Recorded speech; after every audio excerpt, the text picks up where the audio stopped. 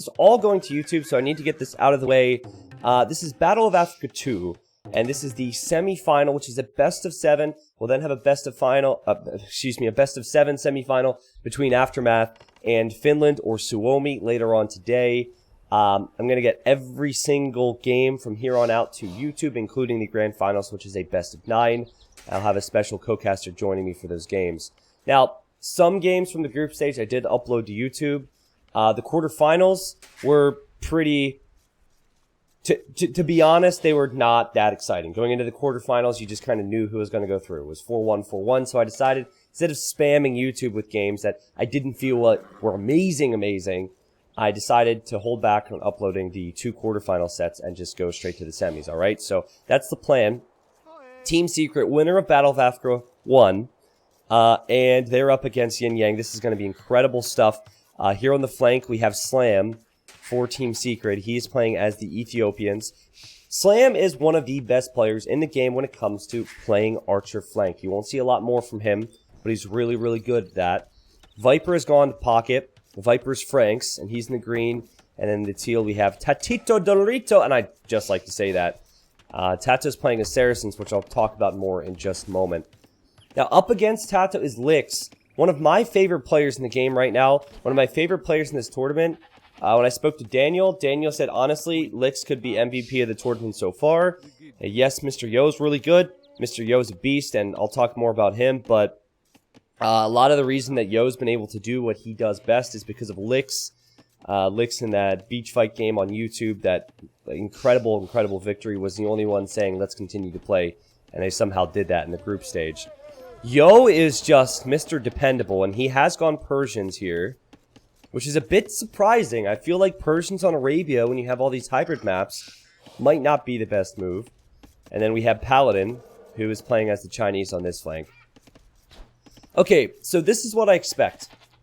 I expect to see straight archers on the flanks. Now, there might be man-at-arms with Ethiopians into archers. You can see it from any flank player, I guess, but I think straight archers is probably what will happen. It'd actually be more common for someone like Tato to normally go for men-at-arms, but he's Saracen, so yeah, I expect straight archers. But the big thing I want to talk about, and we know that the pocket players, Viper and Yo, are going to be going scouts and knights. I want to talk about the importance of Saracens here. So do you guys remember what happened when YinYang played Secret on Arabia? Do you remember what happened when YinYang played Suomi on Arabia? This is what happened. Secret and Suomi, they went for team walls. And they got the team walls up. And then the Chinese had Saracens, and they 3v1'd one player by breaking down the walls quickly with the Saracen bonus.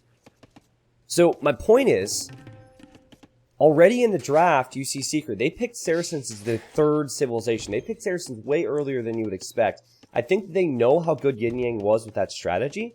And since you're picking civilizations, they went for Saracens themselves.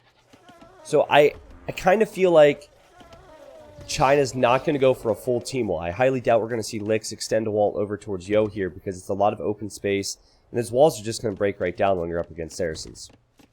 So I'm just curious to see how the walls go and how YinYang counters that, the ability, I guess, that Saracens have to go for that crazy push. Yeah, no doubt. No doubt here. Again, I said it at the start of the stream. I feel like Dowd has had an interesting Battle of Africa 2. Because he has not played as frequently. I think that's mainly because Slam has been in top form. Like, if you think of last year, Slam wasn't really active. He was playing other games. Slam is back active playing Age of Empires 2, and everyone's happy about that.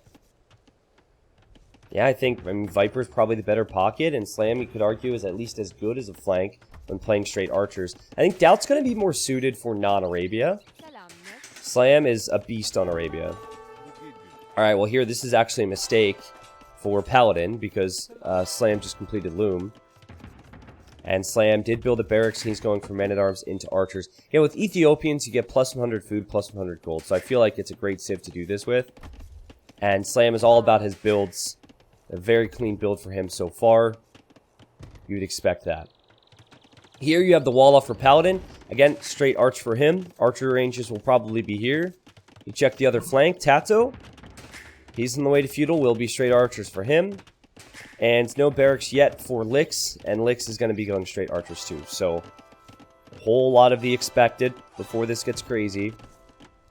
Now, keep an eye on not just the future pocket scouts, but the current pocket scouts. Like, where's Yo going to send that scout? Looks like Yo's going to send his scout over here to Tato.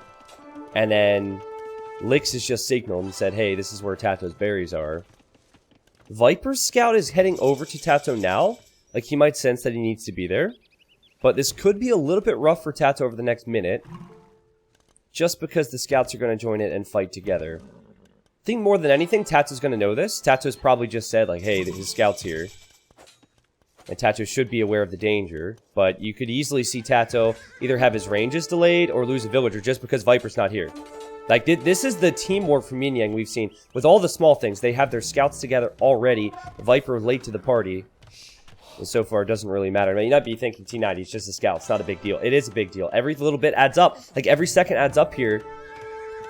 But yeah, they likely have to back away. Lix lost a lot of HP.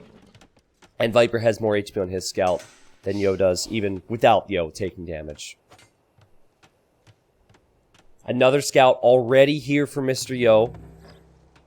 Notice, Yo doesn't, he's not team walling. Like, we're doing individual walls instead of team walls now. I like it. Like, team wall can be broken by Saracens. Team wall can be broken by scouts. It's very difficult to get those walls up, but it also leaves you more exposed.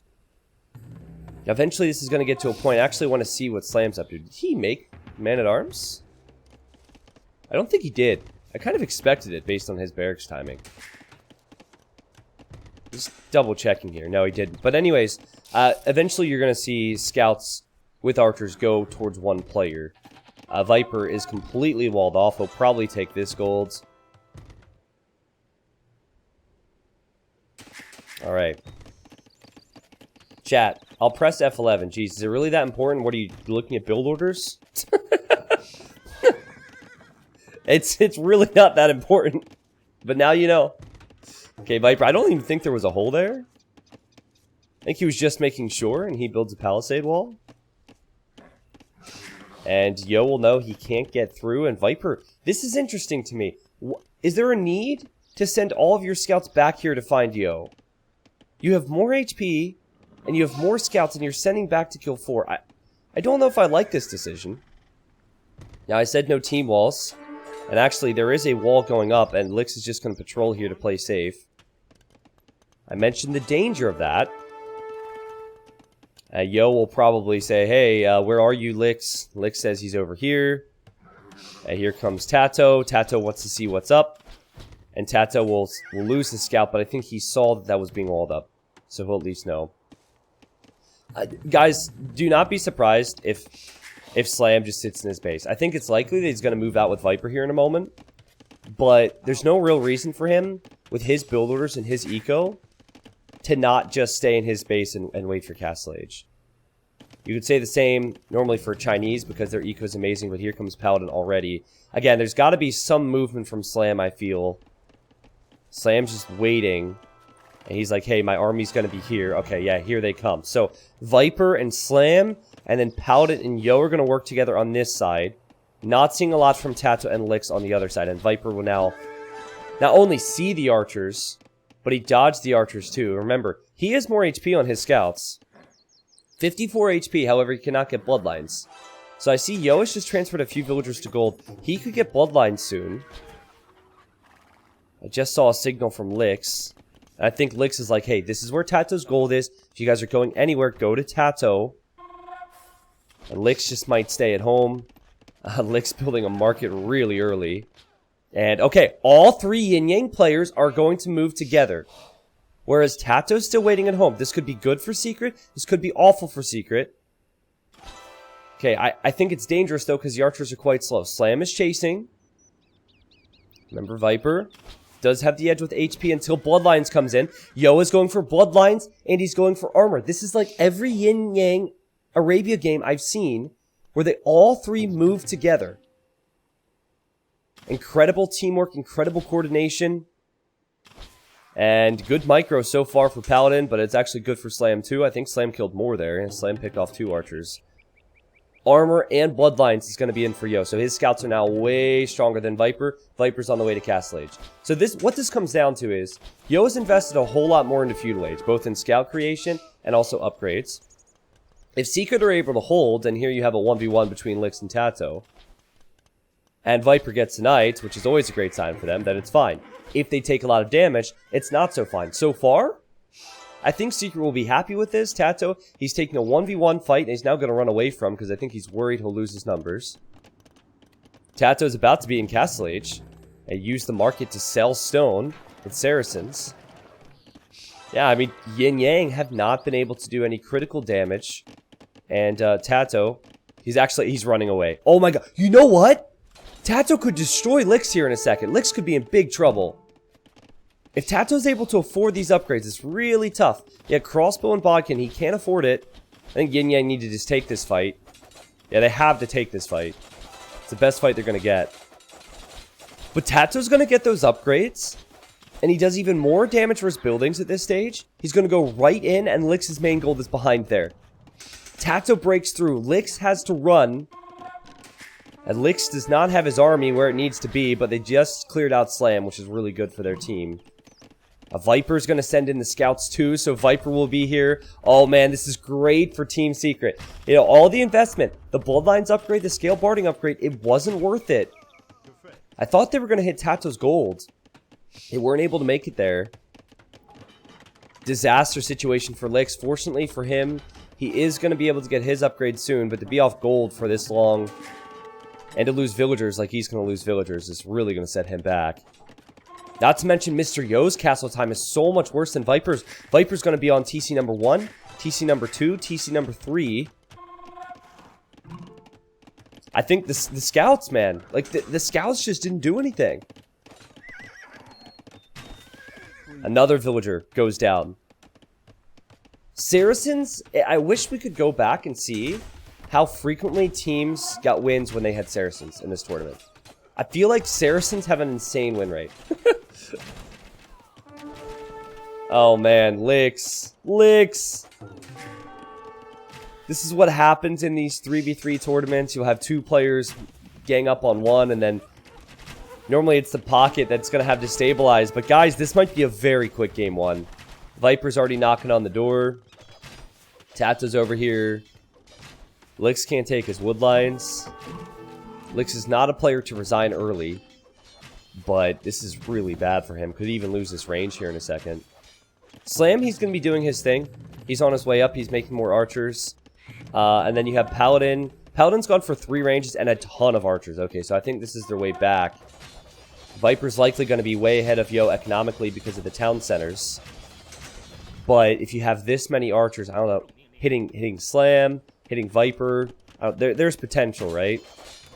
Maybe that'll do it, but with Saracen crossbows, that range is going to go way, way down. They have a 62% win rate. I don't know if I agree with that, but maybe it's in the Google Doc. Yeah, that's like oddly specific, so I feel like maybe that is true. I don't know if someone's trolling me or not. 62%. Okay, I'd like to compare it to other civilizations, maybe. I mean, the thing about Saracens too is it's not just on Arabia, whereas you're seeing Franks just on Arabia. Yeah, this game is... It's not over yet, right? Because we're looking at SY, we're looking at YinYang, and they have the tremendous ability to come back. But this is a huge advantage for Team Secret. The university's even going to go down here. Viper's booming on 3 TCs. Yo somehow has 1 more villager than him. Don't ask me how that's possible. Actually, Viper has Knight TC. Yeah, I mean, there might have been... Yeah, this TC's idle too, so maybe he's struggling to produce Knights and also produce villagers at the same time. Whereas Yo... Viper probably has Wheel too, and Yo's just getting it. It's pretty close between those two. But anyways, Slam is off of his gold right now. Now, Viper's just going to swing over here with some Knights, I imagine. This is good. This is good. Now, Lix's situation is awful. And all this pressure, as Viper's staying with Tato with these Knights, could go right over to Mr. Yo. Alright, just a few volleys and these palisade walls go down. I also like how Tato decided to take out more than just one tile. That way they could escape. Alright, how's your micro, Paladin? It's going to have to be good against Slam. Slam is Ethiopian, so he's the faster firing archers. You can really see the difference there. It's insane. I don't like that engagement for Viper. I feel like he engaged a little bit too early, but maybe they want to keep him here. Like, maybe it's worth it for Viper to toss away a few knights just to keep Paladin here so they can trade against the army. I mean, Paladin's now over here as well. Oh, and now a big fight coming. Keep in mind, it's all Mr. Yo. There's no licks to help him. Mr. Yo playing so good. 58 villagers. 15 knights. Licks is here to help, but he can't produce much more, guys, because he lost all those ranges. It's a great job from Secret to hit production like that. Now, they're Persian Knights. Persian Knights get a +2 attack versus archers. Could be helpful here if they can engage against the archers. Lix's job here is to take out Tato's crossbows. Lix has 13 knights. The Viper, he has 7. This might be a nice cleanup for YinYang. I mentioned it in the group stages, though. Tato's so good at getting value. He knows the longer he stays here, the more he micros with this army, the more success they're going to have as a team with the next attack. So you look at the minimap and see Tato's already reinforcing. Tato's going to lose these crossbows now, but I think that's still well worth it after the damage they did against Lix. You see Viper now coming over this way with Slam to hit Paladin, knowing that Yo is still going to be preoccupied, and then you see Tato running back over towards Lix. So a lot of movement for Secret. Viper does have more eco than Yo, and Slam's going to have more eco than Paladin because of these pickoffs. That's what you would expect. 51 villagers against 53. Yeah, that's pretty close.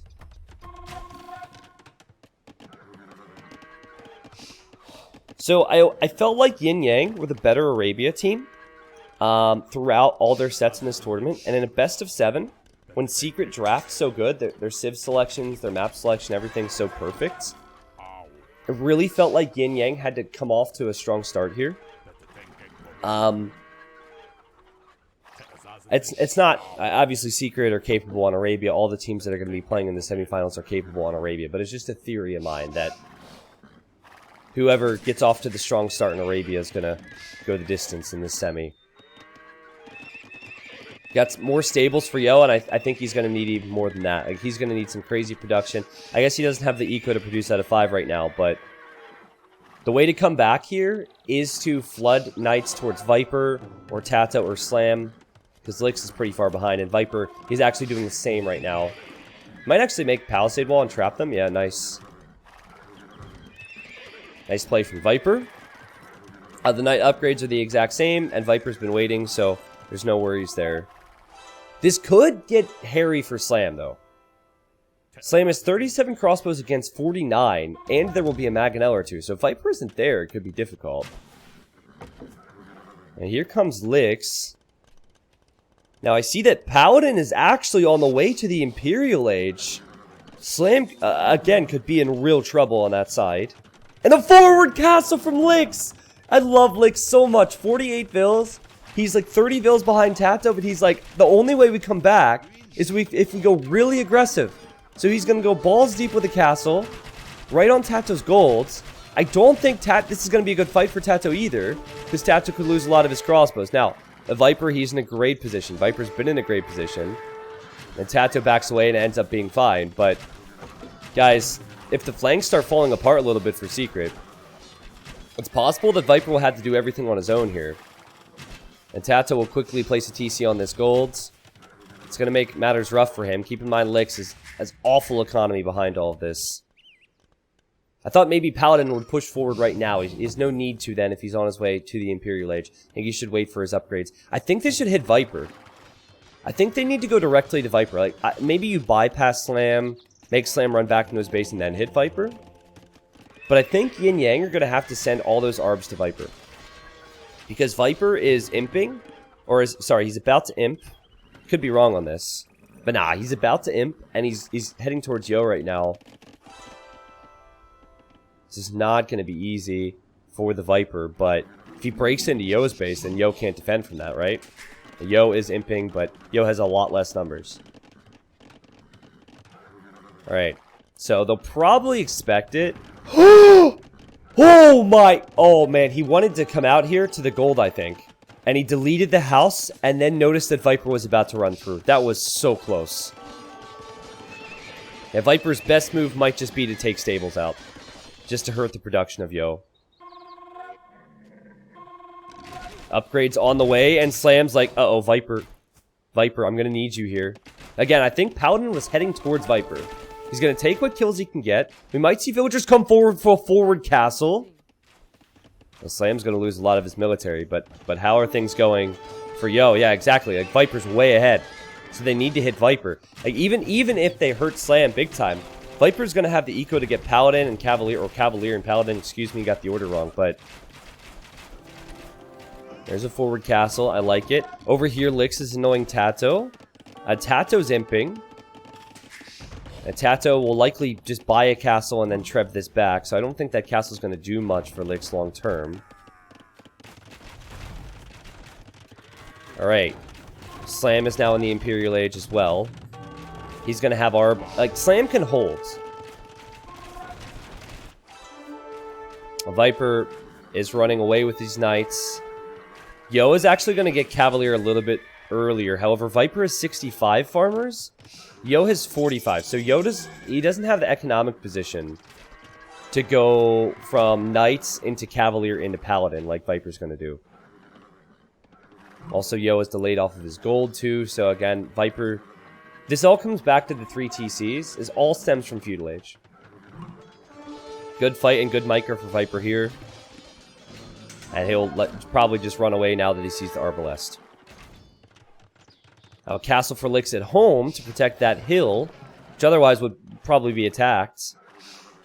Guys, Paladin has 175 military, and so does Viper, but so many Arbs. Slam's on the back foot, guys. He does not have a castle of his own to make trebs for that castle, so he's losing grounds. Big fight about to go down on this side. Tato's sending his 14 Arbs into the eco. Viper wants to do the same. Is this a play that Secret actually wants to go for? It looks like they're committing towards it. Now, what would happen if Viper stays back here with Tato for a while, and then they send a full wave of Paladins back over to Slam? Like, I think... they're going to take this opportunity to go through because they know it's going to buy them a ton of time, and they're probably going to start adding trade. Secret are the kings of this. If they get armies into your base, they're going to buy time, and the next wave of attack is going to be better. I will say that a lot over the next 2 days. Yep, look, they're already adding trade. Viper already has Paladin on the way. And now there's so much from YinYang that's chasing. Still waiting for these extra ARB numbers to do something for Paladin. It's getting to the point where it might actually be dangerous to go to Viper alone. Slam and Tato decide to take this fight. Viper should help, probably. That's actually a good fight for Team Secret to take. Probably the best fight they can take against that group. And Mr. Yo does not have Paladin on the way, so he needs to take an engagement before Viper gets Paladin. Viper's going to get Paladin in the middle of this fight, but not at the beginning of it. There. Now he's retaking it. Paladin should click in now. To be honest, the timing could have been better. The timing could have been way better, but we're looking at Frank Paladins. I think this will be cleaned up.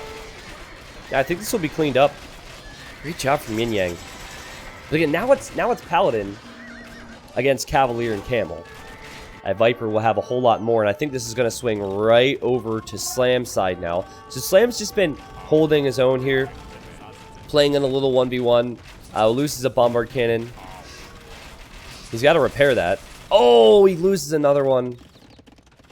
I think Viper's going to swing some support right over here now. Guys, keep an eye on the mini-map, alright? Keep an eye on the mini-map so we know about the trade numbers. There's also golds in the middle to secure with castles. Golds and stones normally. So you see it. Yeah, there's castles coming up in the middle. I expect Viper to build a castle here soon. And here comes Viper. He's actually just going to bypass the forward castles from Paladin. Run into his base. Viper... I don't want to say he's outplayed Yo, but certainly outboomed Yo. And right now, like, Viper gets this much of a lead. Team Secret gets the trade. And Team Secret are fully expected to take the win. Be very surprised if they were to throw from a position like this, and oh, the house wall. Oh, the panic. Great awareness from Paladin to realize that situation, because Paladin did not want Paladins to come into his base. However, he needs another house here. Oh! He's got it, but he doesn't have it here. Viper gets through. 192 HP on these units. It's insane. Tato's going to go for full team wall to play extra safe while also having Arbs and Trebs on this side. And of course, Viper's there too. I'm surprised YinYang is still in this one, guys. I'm really surprised. These castles on the front for Paladin, he can't protect anymore. That's going to go down. He's lost a lot of his eco. We're not seeing a lot from Mr. Yo. Mr. Yo has to deal with this as YinYang tries to get their trade up and running. See, I think again, just remember, Persians are a great civilization to have on hybrid maps. So to use them on Arabia and lose is a pretty huge deal. I really like the civilizations going forward for Team Secret. This performance from them shows that they've come to play in the semifinal. And I think Lix is going to fall apart. Like, this is just swinging sides now. Lix is going to take losses. Viper will just switch back over to hit Paladin again. And Secret are going to have the trade. They're going to have that gold income behind this. To me, this stems back from Yo's decision to make more scouts and get bloodlines and get armor. It's not a bad decision if you're able to hit a spot. They were not able to hit a spot. And Viper just invested less into Feudal Age, got to Castle Age faster. Team Secret win Game 1 in this Battle of Africa 2 semifinal. Yeah, just look at this right here. This is the difference. Tato, 1847 castle time. Viper, 1939. Lix, 2043. So a full 2 minutes behind Tato. And then Yo's 2201. 2 minutes behind Viper. Paladin and Slam, things were pretty close there. In fact, Slam was a little bit behind Paladin most of this game. But in a 3v3, if you have two players faster to Castle Age, and they're able to hit like Tato and Viper were able to, they're normally going to find spots, and they're normally going to do the damage. And that just leads to the eco that you see here. So Viper then had 30,000 food, he had 15,000 gold, and the team had already started trade. So great position for Team Secret. And that's game number 1, guys. So now things get a little bit more interesting, right? Because you cross 3 civilizations off the draft, and you now have to talk about these maps, which are not just land maps. You have a lot of mixed maps. Mr. Yo's team, they picked 2 maps. So they picked Donut and Beach Fight. However, Coliseum and Canyon Lake were picked for Team Secret, and the way this tournament's structured, which is very different, is that if YinYang wanted to, they could actually go for Coliseum or Canyon Lake themselves. So it's not really a home map. It's like you pick a map, but your opponent could play your map if they wanted to after a loss. So when I look at the civs, I guess maybe Persians aren't top tier on any of these maps. It's not like... No, Canyon Lake Persians are top tier on. Yeah, Canyon Lake Persians are top tier on. But here's the civs. So we'll cross this off. We're going to follow this the whole way throughout the games. So no Franks, no Ethiopians, no Saracens. And then no Chinese, no Persians, no Vikings. So I love Mongols on Colosseum. I love the potential, like, Teuton play. Turks is going to be fun to see. But I think Teutons, Koreans... Spanish is what we saw Team Secret do on Donut before. Alright. I don't know what the next map is going to be yet. I guess Lithuanians are top tier on Canyon Lake from the pocket position. Actually, Byzantines and Japanese are amazing there. Yeah, there's too much speculation. There's too much speculation. I'm excited to see Cumans, though. I'm excited to see where Cumans might be picked. Well, guys, the score is 1-0 to the person who says just tuning in. Welcome to the day. Hope you have, hope you're ready. Hope everything's crossed off your schedule. We'll probably have about 8 straight hours of casting here. Viper Cream, I think we're not seeing Malian pocket on Arabia because flanks getting fast ballistics is really important. So with Malians, you can play flank with them. And it's first off, it's a good hybrid civilization because all their buildings do not cost a lot of wood. They have that wood discount. So you can play it on a hybrid map. You can do a mix of everything, but I think getting flank archers out with 80% faster ballistics is really important in these games. Ah, it's a team bonus. Oh, damn, that's not an argument. Damn it, Roach! Damn it, Roach! I don't know, like, generally, Malians are, it's not necessarily pocket, it's more so the map, right? It's not the position, it's the map. So they tend to play on maps where you can dock and you can also add TCs. So actually, it's, Malians have been seen on pocket on Canyon Lake because there's a lake in the middle. You're making more use of that bonus if you have a water map. Misasa is at 34 months now. Thank you, Misasa. I can't wait to reach 3 years. I'm getting there. I'm trying to like maintain my HUD and excitement, not trying to be too loud here because I have to save my voice. Overall of today and then the grand final, which is best of 9 tomorrow, guys.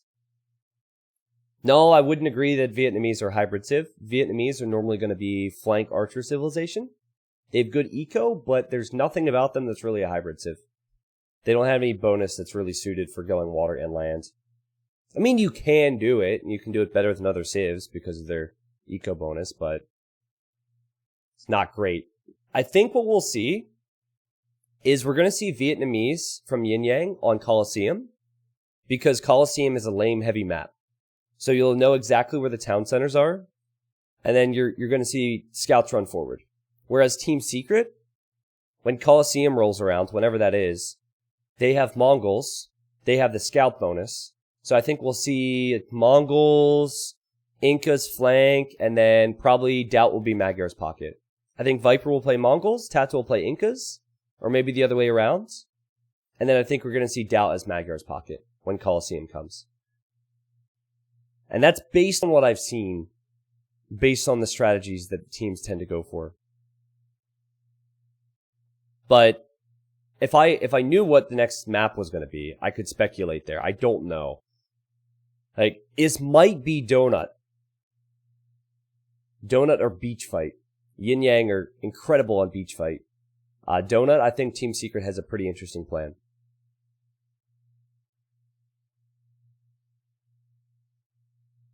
Yeah, exactly, Tarzes. Malians was flank. Yeah, I think if you look at pocket civs, you're probably...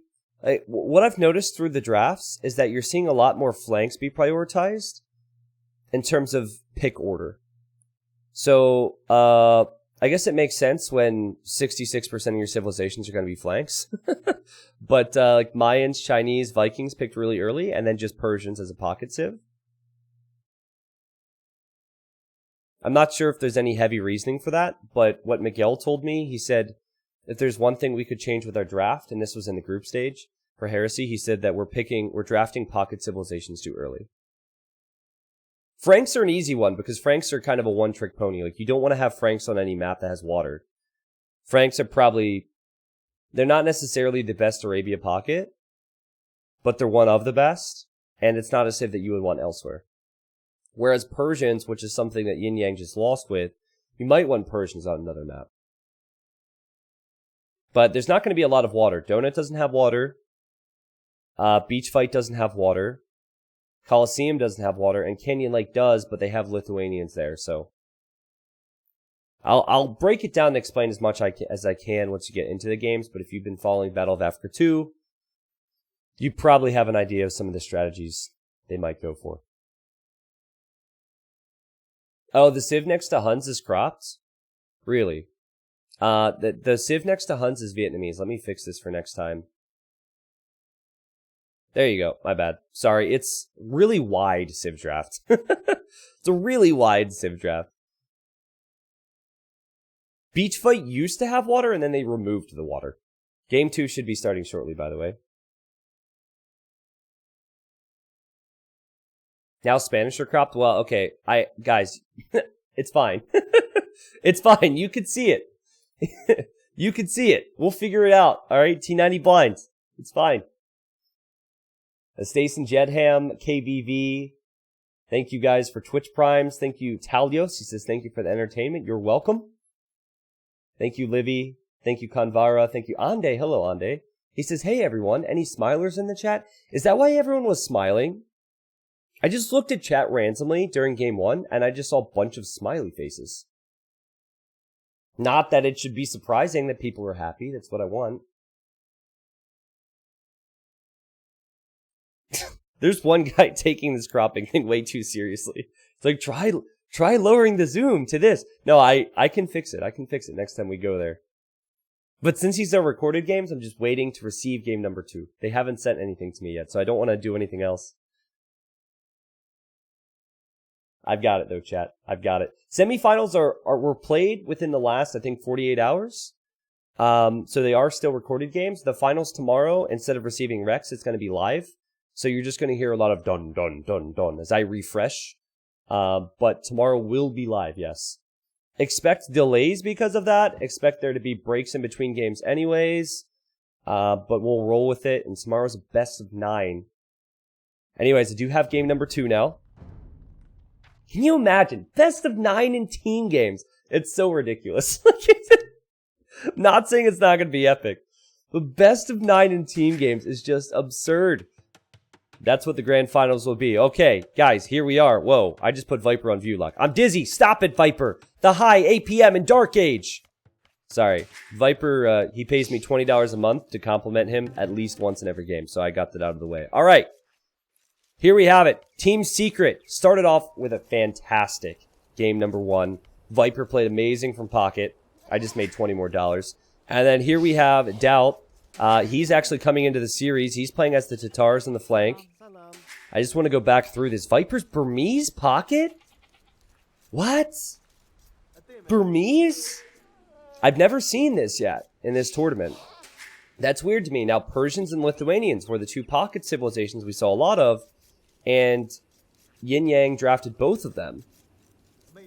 There might be something special planned here. And then Tato is again flank, and he's playing as the Incas. Okay, so I'm surprised we're going to see Incas on this map. Do you think Tato will consider going forward?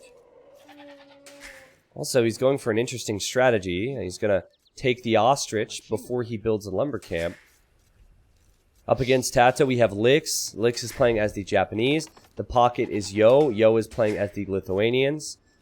And then the flank over here is Paladin, who's playing as the Mayans. Okay, so I need to talk about how this map is played from the Lithuanian perspective. Since Lithuanians start with 150 more food, instead of sending 6 villagers underneath your TC for food, what you can do is you can send villagers to wood extra early, and then send a villager out to dock extra early. So Yo is already docking. I doubt might actually catch that villager out. Oh, how huge would that be? Doubt sees the dock. He sees the Vill. He's gonna go. Oh! Oh my god, Mr. Yo! Both scouts from Secret were looking for that. And Mr. Yo quick-walled his villager. That was incredible. Beautiful quick walls from Yo. That would be huge. Like, to get the dock denied at 90% would set him back so much. He'd be down a villager, and also he wouldn't be ahead because there'd be no fish lead. Alright, so there's that, and then also there's Lix docking here. This is what I expect. And this is a strategy I've seen win more often than not. You have your flank player, like Byzantines, Japanese, Italians, dock in Dark Age with the pocket player. The pocket player fish booms, but does not fight for water control. They just make the fish and go feudal age. And then Lix is going to be the guy who tries to combat on water. So you see Viper docking now. Viper's docking at a normal time. Japanese can dock earlier because their lumber camps are cheaper. And of course Lithuanians can dock earlier because of that build I mentioned. So I think Lix's role here is going to be to win water and just allow Yo to do his thing. Allow Yo to either make scouts or go for a greedy fast castle. This is the exact same strategy I saw Secret go for in this tournament. I saw Viper play in Yo's position, play as Lithuanians, and boom, as Doubt won water, or as Nearly tried to win water. And so, like, the strategy is the best strategy I've seen so far on this map. So I'm really curious to see what the plan is here for Team Secret. Also, Vestin, Viper did not win $50,000 in Hidden Cup 3. the total prize pool was $55,000. Viper, the winner doesn't get all of it. Oh man, that would be great. He'd be living the dream right now, wouldn't he? I mean, he's still got a ton of money, but please do not spread information like that. I forget to total prize pool split. I think first place was slightly over 10K, so it's nothing to scoff at, of course. But yeah, I mean, Doubt's probably... Okay, wait a second. Okay, this is something pre-planned and completely different from Secret. Because the meta is then to have the archers on the right side, and that's it. Just feudal age archers. Doubt will play a 1v1 against Paladin. That's what Paladin's trying to do here. He's already on his way up. But Doubt's going for a Drush. By the way, if my power goes out today, do not panic, alright? It has been storming like crazy where I live, alright? It's been crazy. I don't expect my power to go out, but I just hope, if it does go out, that you guys will still be here after the fact. Doubt is going for the Drush. This might surprise Paladin. And Paladin will go with 3 on gold. And yeah, this is just a straight up archer build. Viper. Is he going to build a dock in the middle? No. Notice Tato hasn't built a dock in the middle. So they're just giving up water entirely. Again, not a strategy I've seen work too well on this map. To me, this looks like... Is Viper trying to fast castle here? I don't know what he's doing. Lix is doing exactly what I said. Fast feudal into the dock. I think Tato's going to go forward then. Tato is going to do it. Okay, so like, this is completely different. This is not what we've seen in this tournament yet before. It could either surprise YinYang and it could work really well, or it could be a disaster. Oh my god, guys. Lix is already on stone. He knows that Tato might come forward, and he could just build defensive towers. That is sick. Sick game sense to realize that if he tries to win water, he'll be exposed. And now he's just going to build a defensive tower. That's amazing. That is amazing. Because at this point, all he needs is 2 fire galleys, and his team wins water, and Yo can do his free fish boom. Yo is going to be adding scouts. So as a team, they're in a great position.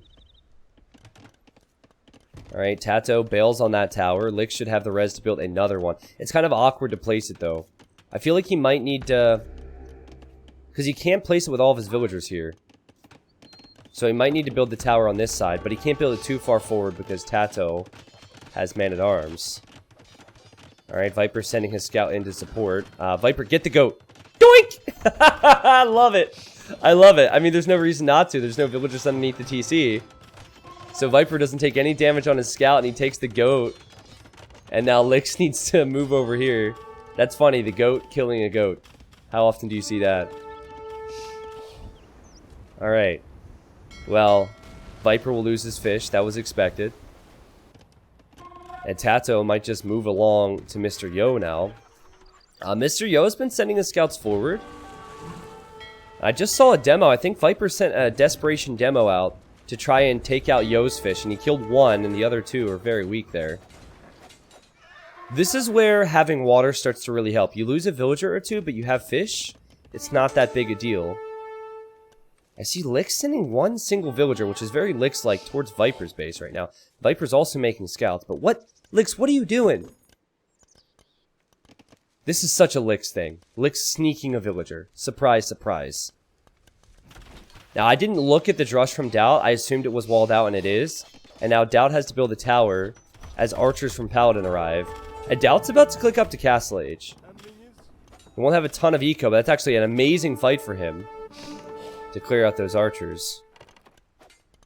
There's a lot to follow here. Yo has a lot of scouts. He's not doing anything with it forward. In fact, he might be running back home. But he's already pre-towered knowing that Tato's going to be on the way. What is Lix doing here? It would not be a Lix game without a forward villager. The T90 Babe's running forward. She's looking good. I guess maybe a Towerville? That's so weird. To tower the pocket player. Lix has some next lever strategies where he He just surprises everybody. One thing I need to point out, remember, Lix at this point, he doesn't need to fight on water. So what he can do is he can just add archers. So normally the water player does not have the ability to add archers because they're fighting for water. That's not the case anymore. And Tato will wisely try and wall in that tower. I'm not so sure if Tato's aware the scouts for Yo are back here. Okay, now he sees them. But Viper will be here to help. Are there 2 spears? Yeah, there's 2 spears in that group. That's still an awkward fight for Yo to take. And guys, this is giving Viper a lot of free time. So yes, Yo has the fish, but Yo is untouched. And oh my, oh, I love Lix. I love Lix. Oh my goodness. Lix is building sneaky ranges, not on the neutral island, but behind Viper's woodline. That's so weird for a team game. Forward villagers never work in a team game. Okay, here comes Paladin to help out a little bit. They really just want to engage against these vills. Like, Tato's army is not going to last long. If archers are there, it's going to be tough. The Tato does have armor. And Doubt is now in Castle Age. We haven't seen a lot from Doubt. He'll be making cav archers, I assume. And this is actually a really good fight for Yo and Paladin. And this sucks for Tato because he can't really free his villagers up. He can't get into the tower. And then if he fights with the army ends up dying to the archers anyway. So Tato's going to run. But I don't know if he can hide from this. And Tato could lose all of those villagers. Alright, things to look at. Doubt here has a villager. Oh, and Doubt tried to go to the water. And Paladin denies it. So was that the strategy right there? Or did Doubt just want to try it? No, I don't know if that was the full-on strategy. He's still making cav archers. All of Tato's villagers just got slaughtered. Okay, so Tato does not have fish. Tato just lost those villagers. Tato does not have military. And Lix is going for 3 archer ranges. Oh, man. Tato doesn't expect this. Viper doesn't expect this. I think the only rough thing for Viper is that he's not planning on going for knights at all in the next stage. He wants to go for Arambai. And I mean, that means at this point, if he wants to even stay alive, he needs to invest stone into towers. We see 2 towers going up for him. And then Tato could be hit by this. And Viper's not going to be able to offer any support. YinYang are looking really good. The only player for Secret that has a decent chance right now to do damage would be Doubt. Even then, a Paladin might receive some help from Yo. Paladin has 11 archers. Doubt has 6 cav archers. Let's see what Free Thumb Ring does for Tatars. Let's see what Doubt's micro is like. Very good micro for Paladin there. A good micro for Doubt as well. And I think Lix is going to love this. Lix is going to love this. Viper's off of a lot of farms. He's had to build 2 towers. 3 towers, actually. And then Lix could send all of his pressure over to Tato, and there's no support from Viper. Doubt is doing a good job, but now there's 19 archers, so a lot of those archers were pulled back. I think with a few defensive towers, Paladin will be fine. And he's about to click up to the Castle Age. You even see Yo showing up here with scouts, guys. Yo is about to arrive in Castle. Viper makes 1 elephant. Yeah, I think the only way that Secret win this now is if Viper goes for extreme greed. Because if he tries to stabilize Tato, Tato's going to struggle anyways. So the better move is for Tato to just play defense on his own. And have Viper add TCs and hope for the best. That's pretty much... I mean, and then Doubt, of course, is doing decently well on this side. That's pretty much how you have to play it. But because of the fishing ships for Lix, and the fact that Lix has that sneak villager, I have a feeling that this is going to be really complicated. You also have fishing eco for Yo. And Yo's just going to pump all that food through town centers to get more villagers, too. Can Doubt save the team? Oh, a market quick wall from Paladin. Yeah, I mean, Doubt's done a good job. It's just not enough right now because the other 2 players in the team are behind. 1 elephant? Could do a lot of damage here. I think with the hill, though, the elephant will still go down once the upgrades come in. And Viper's going to have Lix also making monks. Dude, I love Lix. I love this. This is beautiful. It's such a Lix thing. With any other player, I'm like, why are you going forward? Except for maybe Stray Dog, you know? If you're aware of Stray Dog's great with forwards. It just normally doesn't work in a team game. But Lix makes it work. One forward villager. Certainly surprised Viper and ruined his game plan, and he's also still on Tato, and Tato's just playing tower defense now. Now, what did I say about Lix and Paladin? Their role is to just do enough on the flanks. I don't want you to underestimate their ability to play this game and boom and macro and micro, and then let Yo boom. Mr. Yo, he's probably going to be adding TCs in a bit. He's sending 2 stable knights over. Doubt's pressure is getting pushed away. And then Mr. Yo will probably send some pressure over to this side. However, Tato wants to go for Siege Monk. Oh my god, this is going to be hilarious. He wants to go Siege Monk push on a guy who doesn't have any defensive military buildings. Oh god. And then, meanwhile, Lix is going Siege Monk push with crossbows against Viper. I mean, at least Viper has a castle now. Mr. Yo will eventually get relics, Hype Parade. That's part of the strategy. So I think he'll get 2 minimum. I don't think he has any relics right now, but I'll let you know once I see the attack on the knights. Yeah, no attack on the knights.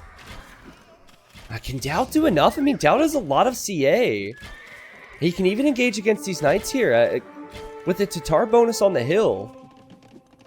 Maybe, just maybe, if you have a surprising push from Tato coming in on this side, Lix could be in trouble. I think Lix just needs guard tower, and he's already researching guard tower. And he's now on Viper. Now watch this. He has the monks here to convert anything that might come in. He has the repair villager to repair the Mangonel at the perfect time. Let's see if Lix is paying attention. Here come the Arambai. Okay, Lix noticed this. He was a little bit late to go in for the conversion, but he does not lose a monk. The Viper is eventually going to lose that tower. And here comes Tato. Tato doesn't see the guard towers yet. Remember, Tato does not have a lot of eco. This is not great. Like maybe 6 or 7 working farms. Doubt's still living the dream over here with the Cav archers. And just economically speaking, it's still better for Yo, Lix, and Paladin as a team. It's not amazing for Yo, though. I was expecting to have 3 TCs for him. Oh, never mind. 3 TCs. And yeah, he's probably going to be snagging some relics now because I see that monk is out. Wow, okay, Viper is able to keep his Mangonel alive with the repairs! And he snipes all the monks. Good job from Viper. However, Arambai, okay, the forward villager's now dead too. Rip for her. But, you know, I wasn't expecting Viper to do as well against us. Still not great, but it's not awful either. And Tato is pushing the TC from Lix, and suddenly Lix, you're seeing why forward buildings don't work too well in a team game, because you're investing hundreds of wood into it, and if it fails, it's just going to look really bad for you. The guard tower goes up. The guard tower can't range the Mangonels, and Team Secret are actually, they're doing a good job at coming back. Look at Doubt here. The Knights have +2. Uh-oh, Doubt. Okay, now he might take the fight. That could be kind of rough for Doubt. That is really rough for Doubt, actually. There's also crossbows here. Still, I think it swings back to how good the pocket players can play. Not necessarily the flanks, but if Lix completely dies to this, like, Tato is king of tower defense against Mangonel monk pushes. He does this all the time, so... You know, I think he's gonna know. Still keeping an eye on things, guys. Bear with me. This is pretty crazy. I just want to check the economies. Okay, 3 TCs soon for Paladin. I think Doubt's been on 1 TC. Yeah, Doubt, and it's not his choice. It's just, he went YOLO with the Cav archers, knowing his team was behind, and now, oh no. He has 33 vills? Did he lost some back here. He lost some back here. So not only did he have 1 town center producing vills, but he lost a bunch. The Tato's push. It's actually moving towards Yo. Yo has gold, farms, wood, everything here. Yo might expect this, though. Lix should tell him. By the way, Lix still being annoying over here. Oh, and he got redemption! So he was going to convert Viper's Mangonel, and Viper had to delete that. This is such a Lix thing to just still be a pest. Alright, here comes Viper with the Arambai. That's a lot of Arambai.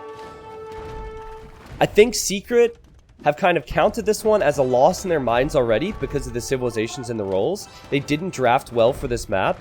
Normally you'd have Persians or Lithuanians for Pocket. Instead they have Burmese. A really weird pick. It's just, when you're drafting for a lot of games, there's going to be a few maps where you don't have good civs. The Viper's getting damaged, though. Viper's at 67 villagers and Yo's at 83, and Viper's losing a lot.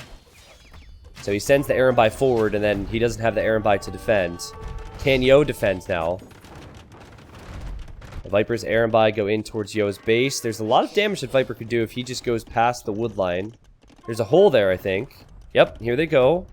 However, there is also a tower. Not easy to engage against this because Tato can convert knights. He could also, in theory, convert siege. And now you see Mr. Yo's even imping right now. If you're wondering about relics, he has 2 relics, so he didn't get any attack upgrades. The food eco is not good for Mr. Yo. He doesn't have 40, 50 farms like you would want here. So he doesn't have the food to make a lot of knights or go light cav. He might end up buying food too, which is not great. Update on the Viper situation, like even Viper has more farms than him. An update on the Doubt situation, well I think Doubt's going to fall way behind Paladin. And then Paladin should probably send some support over to Yo. But Siege Monk, in theory, counters everything. Tato's going all in for his team. And that town center will go down. Yo's just going to give this up. Secret have a real shot here, guys. They have an actual shot. Viper's Erenbai can take out these knights. Again, Yo doesn't have a lot of eco to produce more of them. This is really weak eco for Mr. Yo. This is bad, man. Okay, there we go. Viper loses a lot of the Erenbai. Good teamwork. I saw Doubt had looped in with the CA here. Killed a few units, but Paladin's aware. Remember, Doubt's eco, he's at 41 villagers versus 75 of Paladin, so they've got to be killing somebody. Most important player, I think, to take out of the game right now is probably Mr. Yo. Licks. He's still over here, man. He's going into Tato's base, and now he's building forward guard towers, so he's going to counter... He's going to counter Monk's siege push Tato. And he's going to make guard towers and take Tato off of his res. The Tato has Inca so it's hard to kill these things, but the crossbows are still there. And now Tato has 6 Mangonels, some pikemen, and some monks, all at Yo's new stables. And Yo is researching Cavalier. He's also researching plate barding, so he's going to have the upgrades. And I think he is going to have... What's his military number at? 16. He's going to have enough units where he can consider engaging against all this.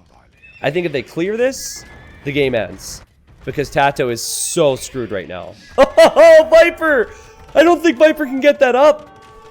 You saw Doubt's face there for a moment. That would have been a Doubt castle. Viper wanted to build a castle to protect Tati. Okay, he asks Tato to delete a building so he can build it back here. And this is just going to stop this from getting worse, I suppose. Alright, now we have a castle from Yo. A very, very important thing to point out. He lost his relics. So instead of having 10 plus 4 attack, he's going to have 10 plus 1 attack because those relics are no longer in a monastery. Okay, they're going to fight it anyways. Can Tato get good Mangonel shots against the crossbows? He can't. All the Mangonels will go down. Conversions will come in for Tato, but if there's crossbows remaining for Paladin, who's also imping, I think Tato's push gets pushed back. It'll just all die. This reminds me of the villagers earlier. Tato went for YOLO with Incas. It died. Tato went for YOLO with Incas and Castle Age. It's going to die. Yo will, of course, need to snatch up those relics. Licks. Who knows what he's going to do here, but I wouldn't be surprised if he continues with more towers. This is definitely one of the more unique games I've seen on this map.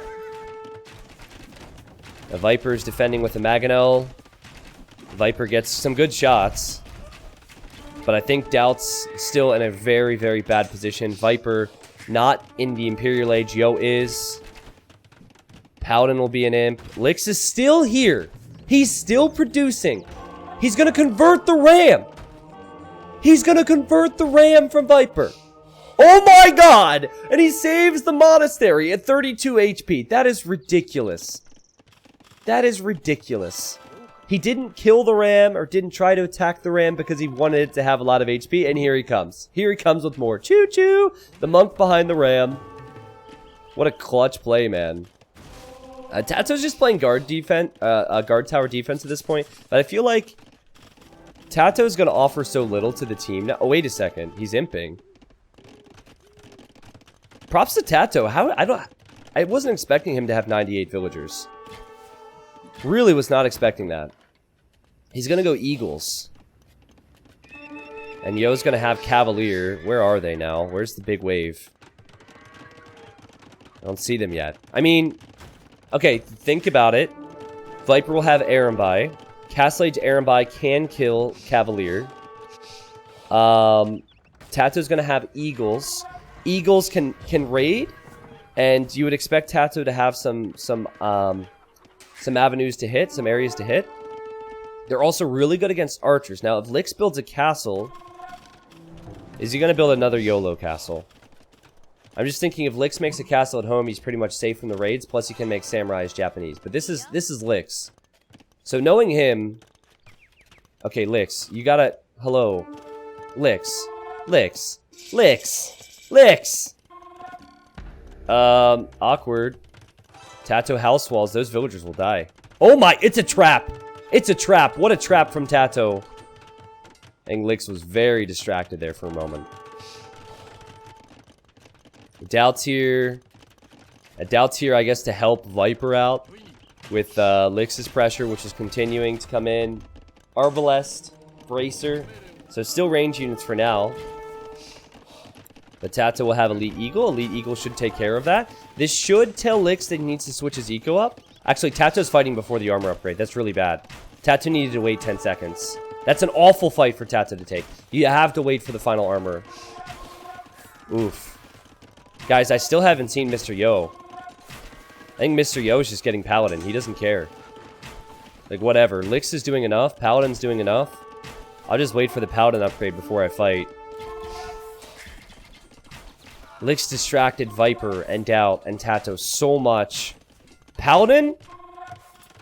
He's on Elite Eagle, and he actually has 100 HP Eagles with Mayan. So he's already on El Dorado Eagles with forward castles. This game is over. This game is over. I think Viper, he's going to do his best to try. Actually, I should not be the caster who calls the GG, but if Yo has Paladin, and Paladin already has Eagles, I know that's confusing to say. I don't see how Doubt's going to be able to make much to stay alive over the next couple minutes. Maybe if Tato's able to raid. Lix still producing out of these ranges. Typical. Maybe the end will come, though, for that. And Doubt is at 88 villagers. I expect him to have a whole lot less. Like, my only worry for Lix at the moment is that he does not have great eco at home. And he's pretty exposed. So I like this castle. If you get to Elite Samurai, then, you know, you have the ideal compositions on all sides. You have the 100 HP Mayan Eagles. You have the Lithuanian Paladins with the extra attack. What are they at now? 14 plus 7.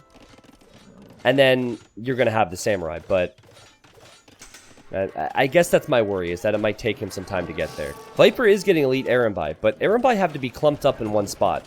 Whereas the Eagles can be spread out, and Paladin's going to hit this wood line, and Viper's going to lose villagers. He's going to hit these farms, Viper's going to lose villagers. And this is all before Mr. Yo arrives to Tato. I think Mr. Yo is going to give his team plenty of time, let's just put it that way. I think Lix is going to have plenty of time to reboom. Certainly Doubt right now. He tried to go all in. Doubt basically went YOLO because of the bad position from Tato and Viper earlier. And now his YOLO gave Viper and Tato a position to catch up. And now he is to catch up. Yeah, look at Mr. Yo's Q. His eco is looking perfect now. And he has what are the best paladins in the game if he's able to get one more relic. Right? Because he needs to get, yep, 14 plus 8. They're actually better than Frank Paladins with the extra relic attack. Now, Doubt's doing the right thing. We'll probably see a castle for him in the front of his base. Oh, God. Oh, it's all... Oh, my goodness. No. He's at 69 villagers. This is bad. Hey, we need a castle from Doubt to protect some of his eco.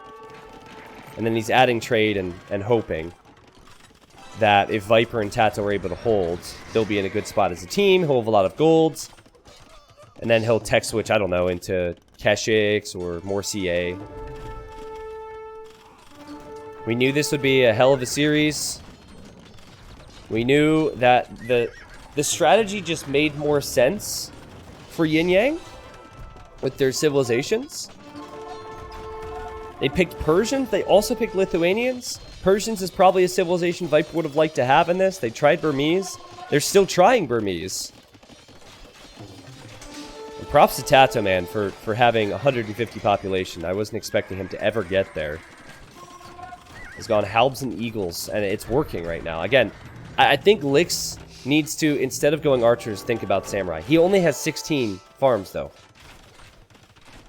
It could eventually get dangerous for Yo, where he can't fight the Japanese Halbs.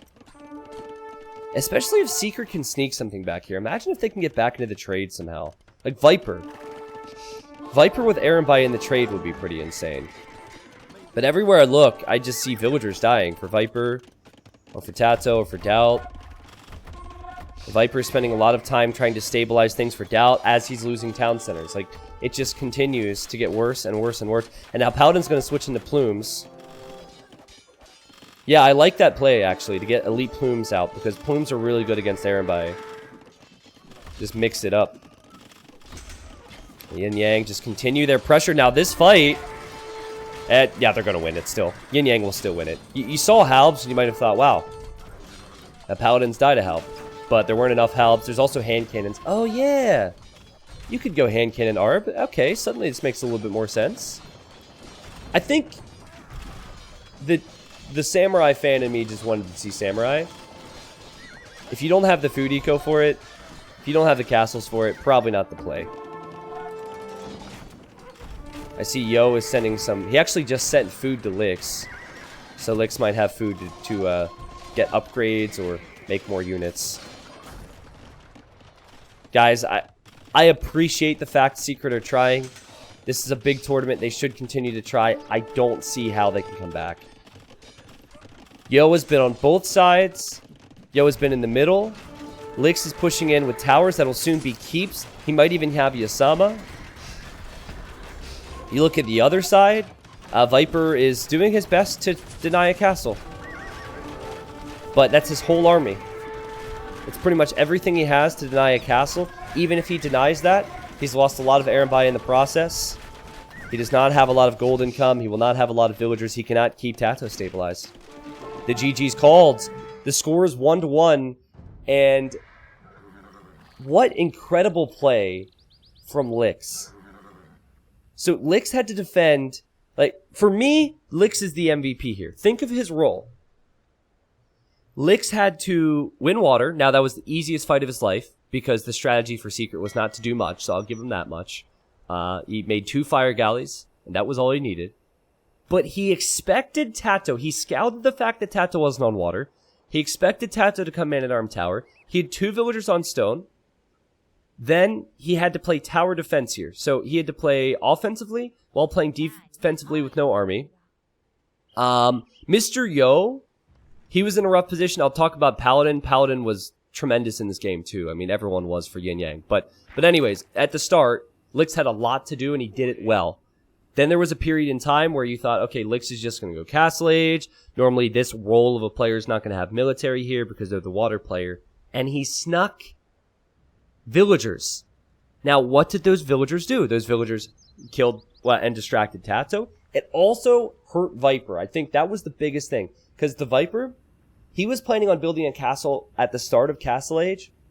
I don't have an actual time for when he built the castle based on his Castle Age time, but I remember he had 450 stone with 5 on stone, and he was about 60% of the way to Castle Age when Lix arrived, and then he immediately had to build 1, 2, 3 towers. The Erenbai didn't come out as early as it should have, and Viper's eco didn't expand as much as it should have. That allowed Yo to boom, and then Paladin kind of... The only thing I'd say is that Paladin and Doubt had a 1v1 on this side, and Paladin just did a tremendous job holding. He also even sent help over to Mr. Yo, and boom. So, maybe it's very unfair to say that anyone is an MVP in this win for YinYang, but there's Yo's economy if you're curious. More kills for him with the Paladin damage at the end. I think we move on to Game 3, and now it gets easier for us to talk about civilizations and how they match up on the upcoming maps. That's where I give Secret the edge over every team, is their drafting. But here, they didn't draft a pocket civ for this map. Or a great pocket civ for this map. They had Burmese. I've never seen that before. I don't think that was some next level plan. Geez, I actually tried to say next level there. And because of the next lever joke, I said next lever by accident. But I don't think that was a next level plan. I think they were just forced to do it. GG. So the good thing about drafting is you don't see the same civilizations all the time. But a potential negative thing about drafting is when you look at these games, many times you're saying, it's almost like I can compare it to tennis where you have the serve and the person on the serve is expected to do well. And it's like breaking the serve. There, if Secret were able to get a win against better civilizations, it would be helpful for that win, and it would also be helpful for the remainder of the series. All right. So Game 3 will be coming up. We have Donut as a potential map, and we have Coliseum, and we have Beach Fight. My expectation is that we'll see Coliseum. I'd be very surprised if Secret don't go immediately for that. It is a map that you guys are probably familiar with, and this is what I expect. So what do we see? Incas, Burmese. You see how low these civs were on the draft? It's not a throwaway game, but that does happen where you're using your weaker civilizations on a game. They had Mayans, they had Lithuanians, and they had Japanese. Okay. So I expect Mongols, either for Viper or Tato, on the flank. I think Doubt will play this one. I don't think we'll see Slam. I don't think we'll see Nili. I think Doubt will be pocketed as Magyars. And in the past, we've seen Malians too. So if it is Coliseum, I expect those civilizations. Mongols are tremendous because of the scouting bonus, and players are really close together in this map, so they'll try and lane. So they'll try and steal boars and goats right away. Which leads me to YinYang. I think they'll have Vietnamese. I think the only pocket civ that makes sense is probably Huns. Yeah, probably Huns for Yo. And then, it's a bit awkward for the flank civilizations. Do you want to use Italians here? Do you want to use Portuguese? I think one of those two will probably... Actually, Celts. Celts would make sense. I feel like Lix is going to get Celts. I think Yo will be Huns. Lix will be Celts. And then I think Paladin will be Vietnamese. That would be my guess. We'll see. Hopefully the explanations make a bit of sense. I understand it's complicated. It is not easy, especially if you haven't seen these maps as much as I have. But, wait a second. Yeah, I think Celts could be used here, but then you might want to save Celts for Donut, actually. Because Donut, the games can go really late, so I actually don't know about that Celt prediction. Maybe it'd be Portuguese or Italians. Sorry if I kill you. Thank you for 15. You don't need to apologize. It is a game of war after all. Fallful with 25 months has been watching a lot of the VODs lately to keep up with Boa and finally caught up to a live stream. I know you hear it a lot, but thank you for what you do, T90. T90 love. Hey, thanks, Fallful. Hey, I hear it a lot, but it still means a lot every time, so thanks. No worries. I noticed the VODs get a lot more views nowadays, so I think there's a lot of people who are in the same boat who watch the VODs instead of only watching on YouTube. Morning, Mia. I do not have loud alerts on today, guys, so I'll just have to shout you out in between games. Nice to see everyone. I'll say hello while I can. Hey, Bean Tanker. I'm a little bit congested today, so I'm taking it easy, drinking some water. We have this best of 7 semifinal between Secret and YinYang, and then we have the big best of 7 semifinal between Aftermath and Suomi after. Nope, not Corona. We're good. Yeah, I think Slam... I'm looking at the maps. it wouldn't surprise me if we don't see Slam again today for Team Secret. Based on the maps, I think we'll probably see... Like, maybe we'll see Slam on Donut, but I believe it's going to be the big three for Secret for the remainder of the series. Slam's really good as flank on Arabia. I think the other ones he's not going to be quite as good as like Doubt or Tato would be.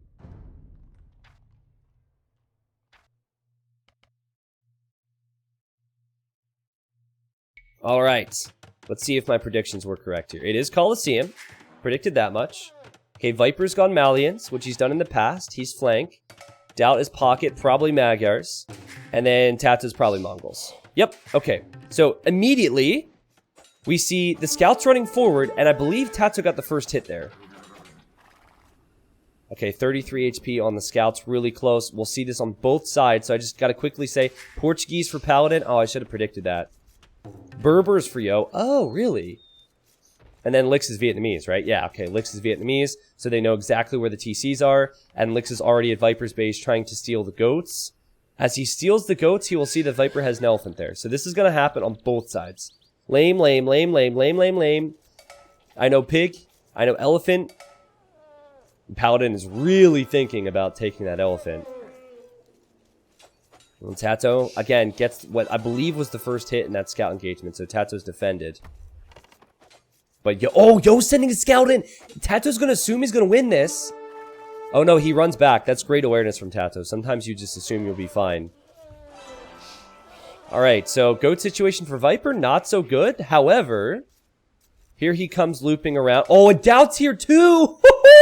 Oh man, what if they both steal elephants from Lix? Lix is gonna lose. Oh my god! Oh my god! Lix is gonna lose 4 goats and 2 elephants. That's 1,200 food just gone from his base. Assuming that these scouts bring it back, Lix is gonna have nothing. And Lix hasn't scouted because he was laming. So he's like, oh, Viper's stealing one of my elephants. I'll have the other one. But no, the other ones aren't there, my friend. I mean, it's really important that Viper fails then. It's really important that he stops Viper. Team Secret, they picked Mongols for the scouting bonus. Okay, the elephant's going back. That's huge. That's huge. At least this is manageable now. Not to mention the fact that Lix is aware that Viper has his elephant, and Viper can't do anything to attack that scout because his scout's weak. So Lix might just be okay. Let's see if he hesitates. Viper is very much aware of this possibility. Now, Viper's villager doesn't have loom, but they're playing with 2 patches ago, so the elephants do a lot of damage, but villagers can't be blocked by scouts normally, so I think it's gonna be fine. Wait a second, and now what the, Yo's stealing the goats back! Yo is stealing the goats back! And then this is, okay, what's weird is, I don't even think that this is, I don't know where this elephant belongs. Because it's not like it's Doubt. I guess Doubt probably has Lix's. Okay, it is Doubt's elephant. Alright, well, again, expected on this map. What I like about having Portuguese for YinYang is that they have Dark Age cartography. So having that's going to be really nice. Yo actually did not scout his elephant on the left side. And Viper's now here to block. Dark Age matters so much, man. You can block the elephant. And Viper's doing it. And that elephant might just go back. You know what? I think Yo should maybe pull a Vill. It's a bit risky, but I think you have Berber villagers. Pull a Vill. Pull a Vill, run back with your scout, and try and snag. No! The elephant! It's going back home! Jeez. Okay, now Yo did find that elephant, and he does have his scout to maybe get these goats. Ridiculous. So, expect heavy pressure in Feudal. The flanks might switch it up a bit on this map. You might not see just straight archers. I think we could also see man-at-arms into archers because of this aggression. Classy stuff from Yo to weaken the elephant with the TC. These elephants are getting attacked by scouts. They're getting attacked by villagers. They're getting attacked by arrows from the town center. What an awful life for them. The first person that will be in Feudal Age is the Mongol player. No surprise there. Tato has that hunt bonus with Mongols. I know this looks fast. I still think Tato's going to try and swing an archer build off this. Just because Actually, he lost his scout, didn't he? Yeah, I think he lost his scout. Yeah, you see how much he has on wood? This is how straggler trees are used at the high level. If you realize you don't need a lot of food, you transfer to stragglers just to get a bit more wood. They'll probably send 3 to gold, get a wall off, and go for archers. Now, some players could be crippled by this to the point where they can't go for their initial strategy. So, Paladin, he's on the way to feudal. He will go for his initial strat. Archers. Yo is going for scouts. He's fine. As is Doubt, as he brings in his elephant. And then Viper on his way to feudal at 23 pop, and then 23 pop feudal for Licks. It's actually, like... Now, there's a big difference between what they have underneath the TCs, but tremendous job from both teams to still be in this, because games can just end. And you'll see team walls coming up. I've seen this from both teams. They're not going to go super crazy with team walls early, because normally scouts are out and about. However, if you think about it, most of the scouts are weak. So there's a lot more reason to start walling early. Normally you build the military buildings and then you wall, instead of walling before that. Yeah, I think the only scout which is relatively high HP is Doubts, and that's a Magyar scout too, so it gets extra attack. Unconquered Paladin is actually a caster, so gives me hope, Kappa. No, Paladin has been around the community for many, many years. He played on the SY team, with Yo, with Lix, with Tim, with... I mean, I could go through the history of Paladin, but Paladin's been around the community for a long time. The thing is that he and Lix do not play a lot of 1v1s. And Paladin was kind of on the fritz. I don't think he was a part of the team as of like 6 months ago, based on activity or maybe some other factors. But right now, he's getting doubled. Dal is using this starting scout, and then Tato came in with an archer and a spear, something I've seen a lot from Tato on this map. It's actually happened every single time I've seen Team Secret. You see Dal accompany Tato as Tato goes for 2 early archers and a spearman. Happens every time. And the reason you do it is because it delays the flank player, and the pocket player can't send in scouts to help if the spearman's there. So now Tato's going to be faster to the ranges than Paladin. And they didn't necessarily need to kill anything there. Great work. Paladin's in big trouble. They've just got to be careful, though, because Yo is really close to all of this. It wouldn't surprise me if Viper sent some help over this way, too, but I think the safe play for Viper is just to get the walls up towards Doubt. Team Secret are using this time to get those walls up, and great micro from Tato and Doubt to work together. Now, Magyar scouts are cheaper. They also get that extra attack. Where Berbers become quite strong is probably in Castle Age, because Berbers get the cheaper knights and they get camels. But yeah, it's still just 1 archer range for Paladin. This is really, really bad for YinYang. Tato's been producing out of 2 ranges, and he's continuing to send pressure this way. I think Yo's gonna feel the need to take a fight here. Lick sends his scout over to help. I think he just forgot about it, though. Oof. Oh, man, this is amazing from Doubt and Tato. And meanwhile, Secret, full walls. Full walls. So there's not a lot of reason for Viper not to come over to help right now. I think you're expecting Lix to do so because this pressure might shift over to Yo. So I think Viper's got to know now, and it looks like he's scouting it, that Lix is on the way. Yeah, he's definitely scouting it at the moment. And Paladin will actually go for 3 ranges now. Okay, so big thing you need to know, the difference between Tato and Paladin. Paladin has to go for a 3rd archer range, which is another 175 wood invested into... What's being attacked right now? Oh, that's scout. But yeah, it's another 175 wood invested in the military, just so we can catch up. And that means his eco will be behind. So Tato will likely have a much better farming eco, likely have a better castle time, so it's important for SY to do a lot of damage. I've never seen this before, where someone has had to go 3 ranges this early, just because of that early aggression. However, Doubt just completely left Tato. That's weird to me. Oh, unless he hits the wood line! It's totally worth it if he hits the wood line with Magyar scouts! Oh my god, Paladin is losing so much. He had 11 on wood. He has 6 on wood right now. As some of them are on straggler trees. Ouch. Okay, that's worth it then. And now Viper's here. So since Lix is further back because he was defending, Viper arrives. Not the best micro you've ever seen from Viper, but it gets better there. He gets pickoffs, and they're at least trading evenly with the enemy team in that engagement. Doubt, it does not have the scout numbers, but he hasn't invested as much into the scouts that are there. Doubt needs to make a decision. Tats needs to make a decision. How much do they invest now into feudal? Do they try and apply the finishing blow? Do they go for the kill? Does Doubt add a second and a third stable, or do they think, well, we're walled? Doubt, you go Castle Age. This is such a bad game for Paladin, and it was an amazing game too. Sorry, I meant to say it was an amazing game in game number 2. Confused myself. I won't explain. Yo is almost forced to stop producing at this point. I guess he has enough scouts, so it's fine. Maybe Yo can carry with cheap knights. Yeah, that stone gate foundation is going to go down. And if it does go down, Yo's gold could be hit, which he cannot afford. Walling. Doubt saving res to go castle too, if you're wondering. Viper has a lot of archers. Lix is here on the other side. This might make Viper hesitate. Okay, if YinYang have a chance, they need to trade versus Viper's army. They need to get a nice little counter attack, because remember, Tato's going to go Castle Age at a decent time.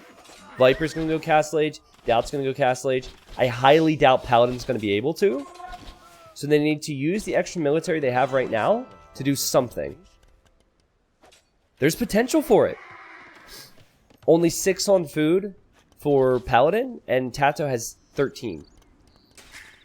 And he's on his way to Castle Age. So huge difference between those two, all stemming from the early attacks. Just take out the Palisade Wall, right? Like, I think if they see the Palisade Wall, they need to go for it. If the game was closer, I think you stay back. But since the game is... Since Tato's going to be so far ahead, I think you have to try... Oh, and they can't. I don't think they can, actually. Tato has enough archers behind. Doubt is also gone. He's going for another layer of palisades, and he's also gone for a lot of houses, too. So that'll keep him protected. Secret knew that the pushback would come, and Secret have defended well. Viper is going for 3 ranges. Can afford to do that with the Malian bonus. Is it possible that Doubt will lose the stable? I think Viper and Tato need to come help here so Doubt doesn't lose that. At the very least, they need to distract this, right? Viper's going to come behind. And Tato's going to act as if he's going to fight here. Just so they have to pull their scouts and archers off the stable. Because Doubt will want the production. He'll also want to keep that stable up as a wall. Yep, good move. Alright, I'm really curious if Yo can carry now, guys. Yo's going to go all in. Berber Knights are super cheap. 3 stables. The Knights are already on the way. Paladin needs towers, he needs defense, he needs stone walls. Yeah, he's stonewalling. Great job. If they have any chance, they can't allow Paladin to die to Tato. The fight has to come to Mr. Yo. And then we have Lix with 4 archer ranges. I love Lix, but it's the right play. Before this tournament, though, I'd never seen a player go for 4 archer ranges in early castle more than once. Oh, man. But he's doing it again. And here, the other side's dead. You need to do it. This is going to be sickening, though. Viper already has ballistics. Doubt has knights with the free attack. Oh, man. It's just a matter of who's going to get hit here. Is it going to be Yo or is it going to be Lix? Right now, it looks like it's Lix. Now, Secret don't really need to kill. They obviously need to control the map, right? They need to have a lot of military to do that. But they don't need to kill anyone. Oh, no, there was a hole. There was a hole for Lix. Mr. Yo has +2, though. What if Viper loses everything? Is there a chance here? Oh, Tato on the other side. See, there's 3 players in Castle Age for Team Secret. And Viper sees the Knights coming in. He was never going to be surprised by this. I think he and Doubt are just going to take as good of an... they're going to take a good engagement. Sorry. No caffeine yet today, chat. Yeah, and then just run away. Because they have the eco. Man, tripping over my words today. Feels bad. Tata will run in. Tata will hear from Viper and Doubt. You might not want to do that. You might want to back up. Help the team a little bit.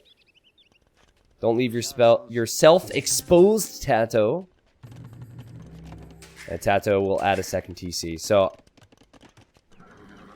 it's got to be Mr. Yo. It's got to be Licks. It's got to be a lot of military. I'm still struggling to see how they could do this. Maybe when Paladin gets his upgrades. Because he is almost in Castle Age. 80% of the way. Obviously, it's not going to be the play to add TCs if you're in his position, because Tato's already going to be ahead economically.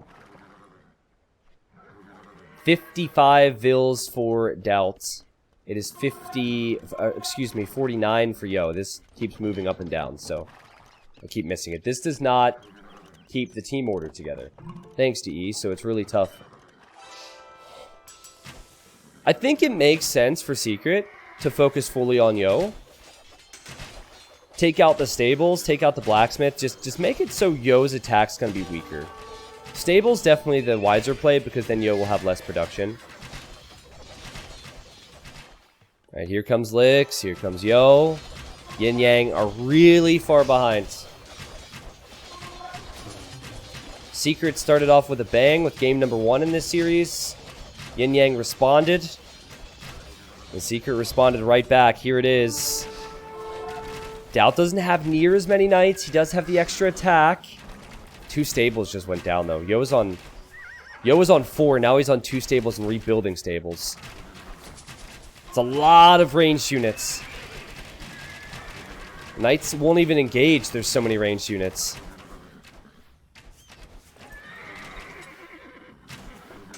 Nice micro from Yo.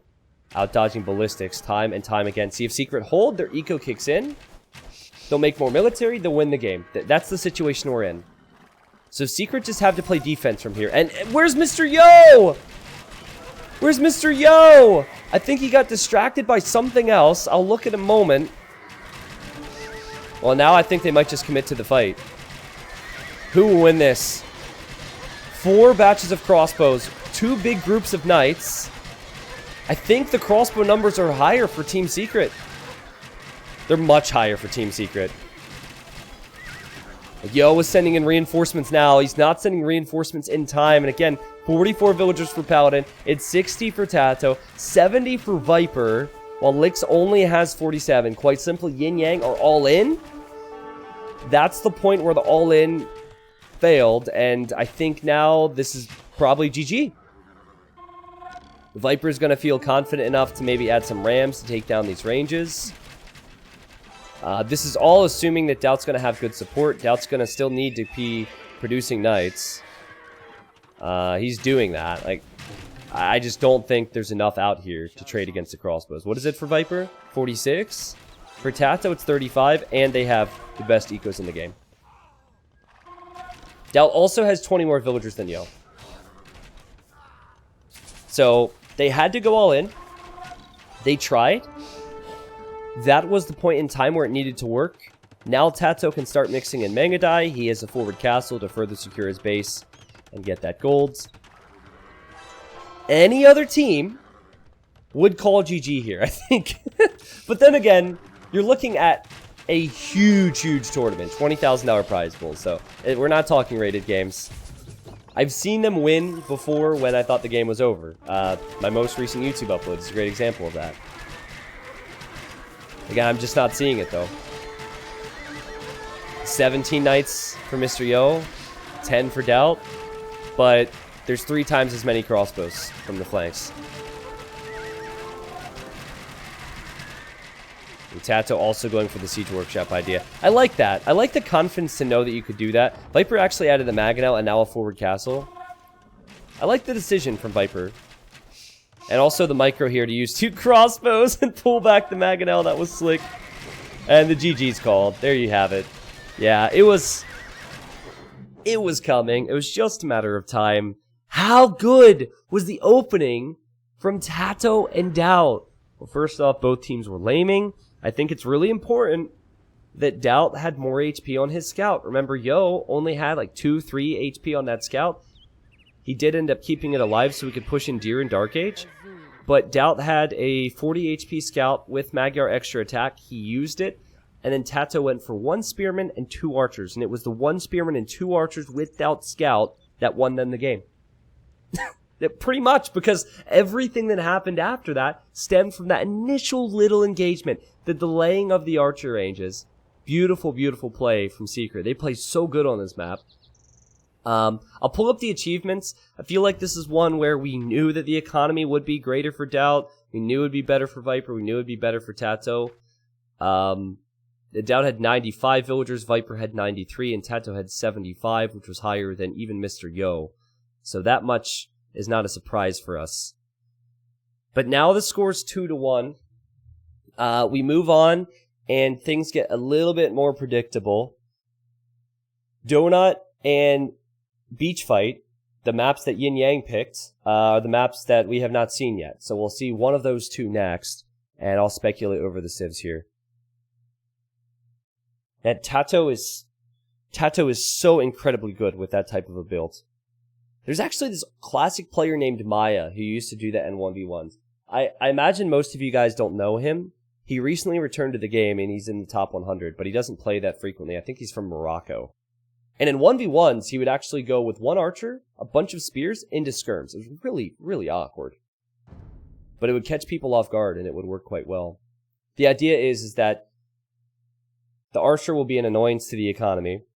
And if you're going for a scout build, the spears are there too, right? So it almost forces you directly into skirms, and then they go into their own skirms, and then boom, they're already ahead.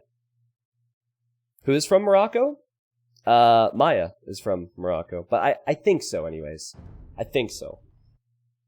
Maybe I'll find some recorded games from him from the past and show you guys later. Later as in maybe on YouTube at some point. Not later today. Today will be a long day. Okay, so Team Secret they've used Mongols, they've used Magyars, and they have used Malians.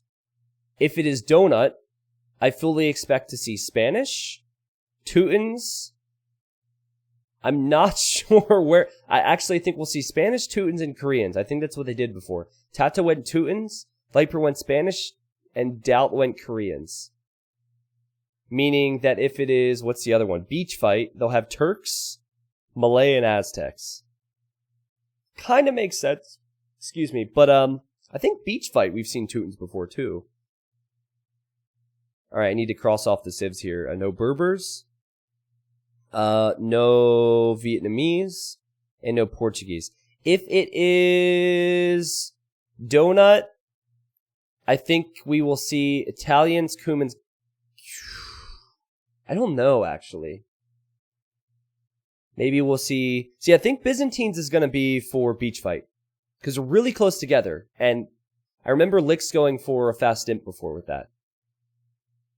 So maybe Byzantines. Celts. Bulgarians? There? We're getting down to the nitty gritty. I don't know. Like, certainly, Celts would make sense because of the siege, but Celts would also make sense for both these maps. We'll find out soon. What happens when all the civs are used? Well, this is a draft for 5 games, Spiels, and then they have to do an additional civ draft for the remaining 2 games. Can you explain global bans? I can't tell you why they globally banned those civs. I could speculate a little bit. If you look at the globally banned civilizations, it's Indians, Slavs, Britons, and Khmer. Britain's probably the best ranged civilization nowadays. Khmer and Indians, probably 2 best pocket civilizations nowadays. As for Slavs, it's a strong civ. Maybe they saw Yo had some success with it in the past, but you do the global bans first, so oftentimes you want to global ban strong civilizations so your opponent doesn't get to pick them. But yeah, Indians are pretty freaking broken at the pocket, so I think neither team wanted to deal with that. And Khmer are pretty broken if they get to boom, which teams are going to be able to do. So I understand Indians, Khmer, and Britons, and then the other one, what was it? Slavs? It's a strong civ. Still tilts me that Spanish are cut off from the picture. Chat, can we just type a smiley face for Ue Poses? Because every time I show that, he gets really upset. And I don't want him to be upset. I want him to be happy. I want him to be happy. Just take a deep breath. Once Spanish are picked, it won't matter. Nice. See, look. Look at that. The happiness. The joy. It's alright. I think what we'll see... Now, this is YinYang's choice. So I think we're going to see Beach Fight. And if we see Beach Fight, YinYang are incredible on Beach Fight. One of the more ridiculous games I've ever seen. It's my most recent YouTube upload, so you could save that to watch later. Was on Beach Fight with this team. Now, what I'm torn on is the Teutons thing. Because I know in the past, you see a lot of monks on this map. I don't think we're going to see a lot of monks per se from YinYang, but it might kind of make sense for Secret to pick Teutons in some situations. Just in case a monk push comes in. But the only civilization which has decent monks would be Byzantines for Yo's team. And I think Byzantines are not going to be going monks anyways. I think they'll probably go for something else. All of this I'll explain once we're in the game, of course, and kind of break down the strats. But chat, we just got smileys. If my subs could please salute. I'm glad you guys have all been here today. Thank you for stopping by. I'm seeing people who were here for community games all day yesterday, too. Teutons! No, I'd be surprised if Viper plays Teutons. I think it would be Tato. Based on what I saw before, I think Viper would play Spanish, but... Teutons! Yeah, thanks, chat. I always feel a little bit bad because I can't interact with everybody when there's so many people here, but also it's a tournament. But thank you for choosing to stop by today. Also, if you watch community games, I'm really critical of myself. I felt like the last game and maybe the game before where I played wasn't as entertaining as it would have been if I casted. So if you felt like, wasn't that great, I'm sorry. I never want anyone to feel that when they show up to this stream. It wasn't because of my gameplay. It was just, I think the settings were a bit too memey. And maybe I'm just not able to be myself when I'm playing and talking at the same time. It's much easier if I'm casting. But you guys might not have been thinking that at all. Thank you, Doink. Thank you, Azure Sentry, for gifting subs. Thank you, Storm to Runner. Yeah, I'm personally hoping that YinYang tie this up so we can see all 7 games today. And both sets, Aftermath versus Finland or Suomi, will be up after this. I'm the greatest mediocre streamer on YouTube. Well, thank you, I guess. Please, Strode, please. Alright. Game 4 between Team Secret and YinYang. I'm apparently the greatest mediocre streamer on YouTube. Great. That's just the energy I needed before getting into this. Thank you. Wow, that's great. Hey, could be worse. Alright, let's do it. Game 4.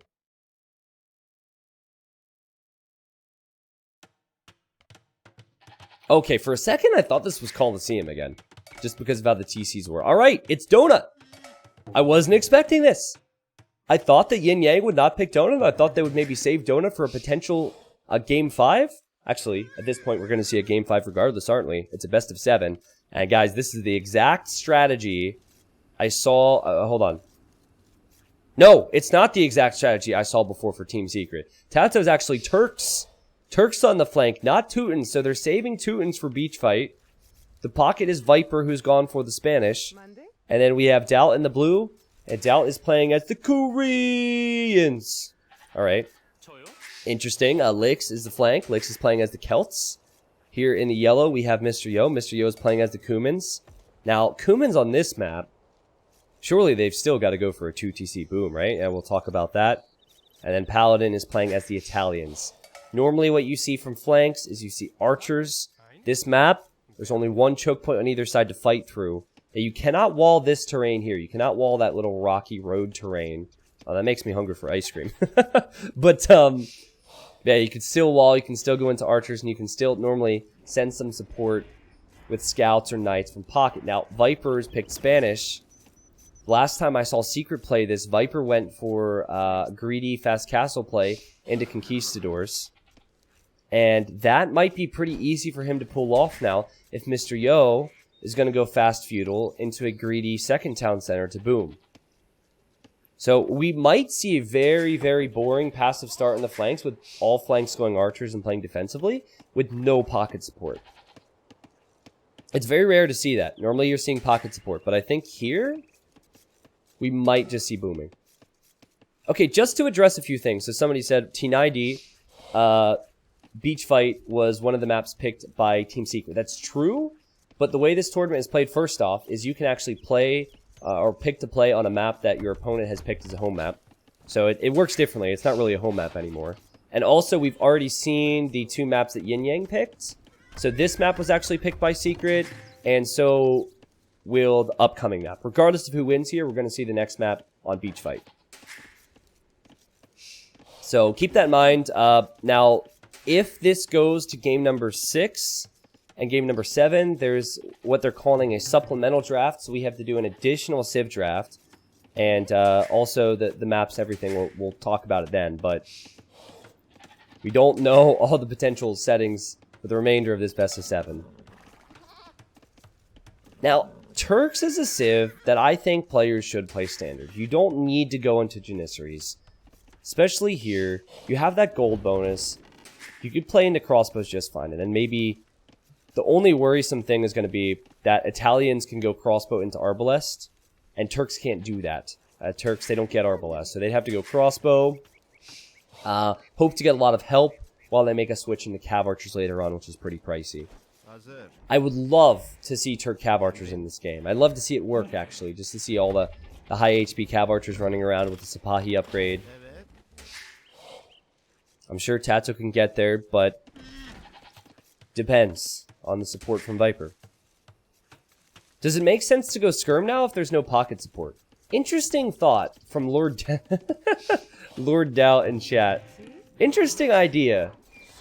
I mean, possibly. What we'll probably see, though, Skirms are still not a good offensive tool. So I think what you'll see is straight archers, and then maybe when they encounter the enemy archers, they'll mix in some Skirms. Right? So it won't be full Skirms, because you're still going to be exposed. And you're not going to be able to do much offensively. But I think we will see a mix of Skirms. Certainly not for Turks. Yeah, maybe that's something we'll see from Paladin.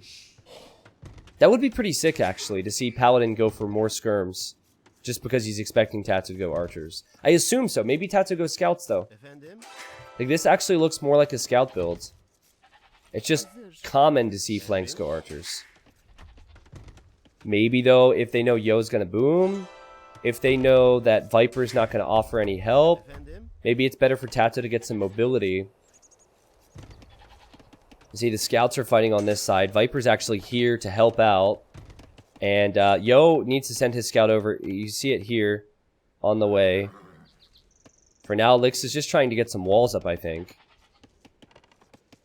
The Viper's still in Dark Age, so I think this is going to end up being okay for Lix. But good delaying from Viper and Doubt. Oh, wait a second. Doubt's going. Oh, Doubt's going. Oh, this is an amazing build. I hope he doesn't get housed. Because he's going to get pop capped if he's not building a house somewhere. But this is amazing because it's like fast man-at-arms or fast militia into archers. And we're actually seeing militia from Lix as well, though. So Lix is going to defend just fine.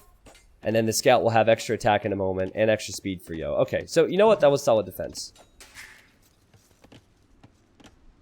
Doubt did get housed, by the way. But he lost to militia.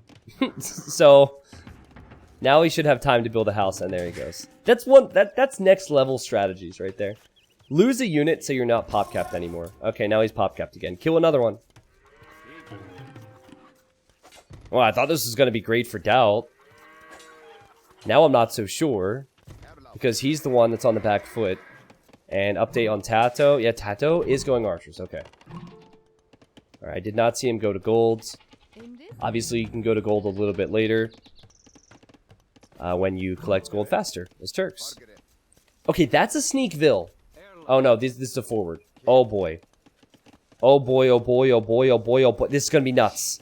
This is gonna be nuts. The only real difference is that Yo is here with a scout that has more HP and more attack. That can make the difference. Just like we saw in the previous game. How having those 2 archers and spearmen could change the rest of the game. We could see it here. Lix loses a villager. Doubt will lose his man-at-arms, so he's gonna lose this fight. Yeah, he's definitely gonna lose this fight. And the tower will go up for Lix. I don't know if Doubt's going to be liking this position. And what he could do is Doubt will come very close to losing a Vill, but he garrisons. So he could just send 3 Vills here. Yeah, just dive under it. And Lix's tower will just be a waste. Great play from Doubt. Great play. Honestly, I say it too frequently, but it is a reason you don't see forwards in team games. I guess you have a little bit more reason to go forward if Viper's not going to be sending help, though. His Viper's just going fast castle and the Conquistadors. So eventually, the pocket players are going to come into play. Yo's going to be making knights. Viper's actually, he was pushing a zebra for Doubt, which is funny. And then Viper's going to be making Conquistadors. Lix does not have an archer range. He's not making skirms, he's not making archers.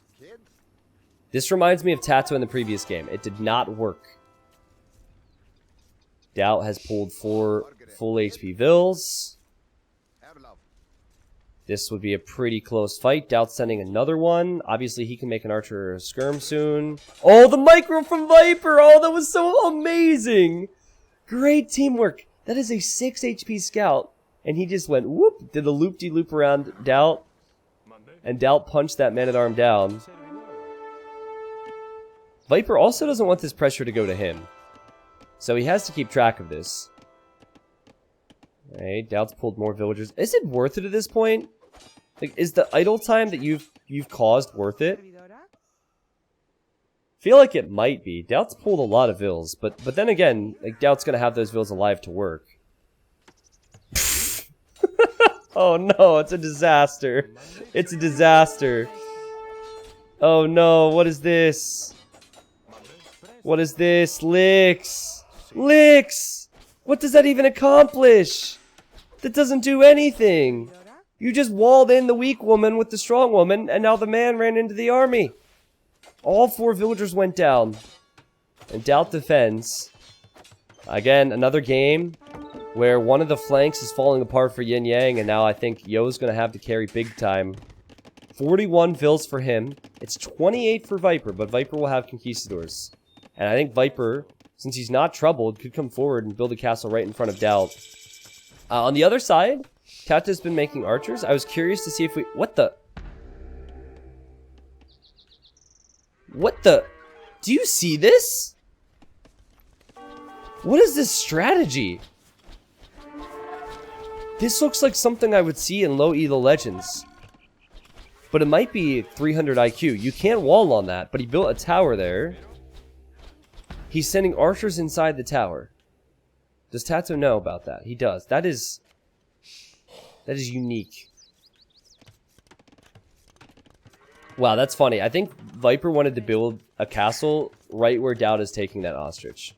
So now Viper has to build his castle slightly further back. But guys, you just... I know he was Celts.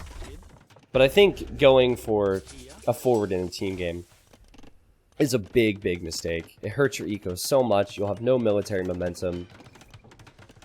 The Viper's castle will go up and the conks will be coming. Similar strategy here for Lix to build the tower. So they must have practiced this.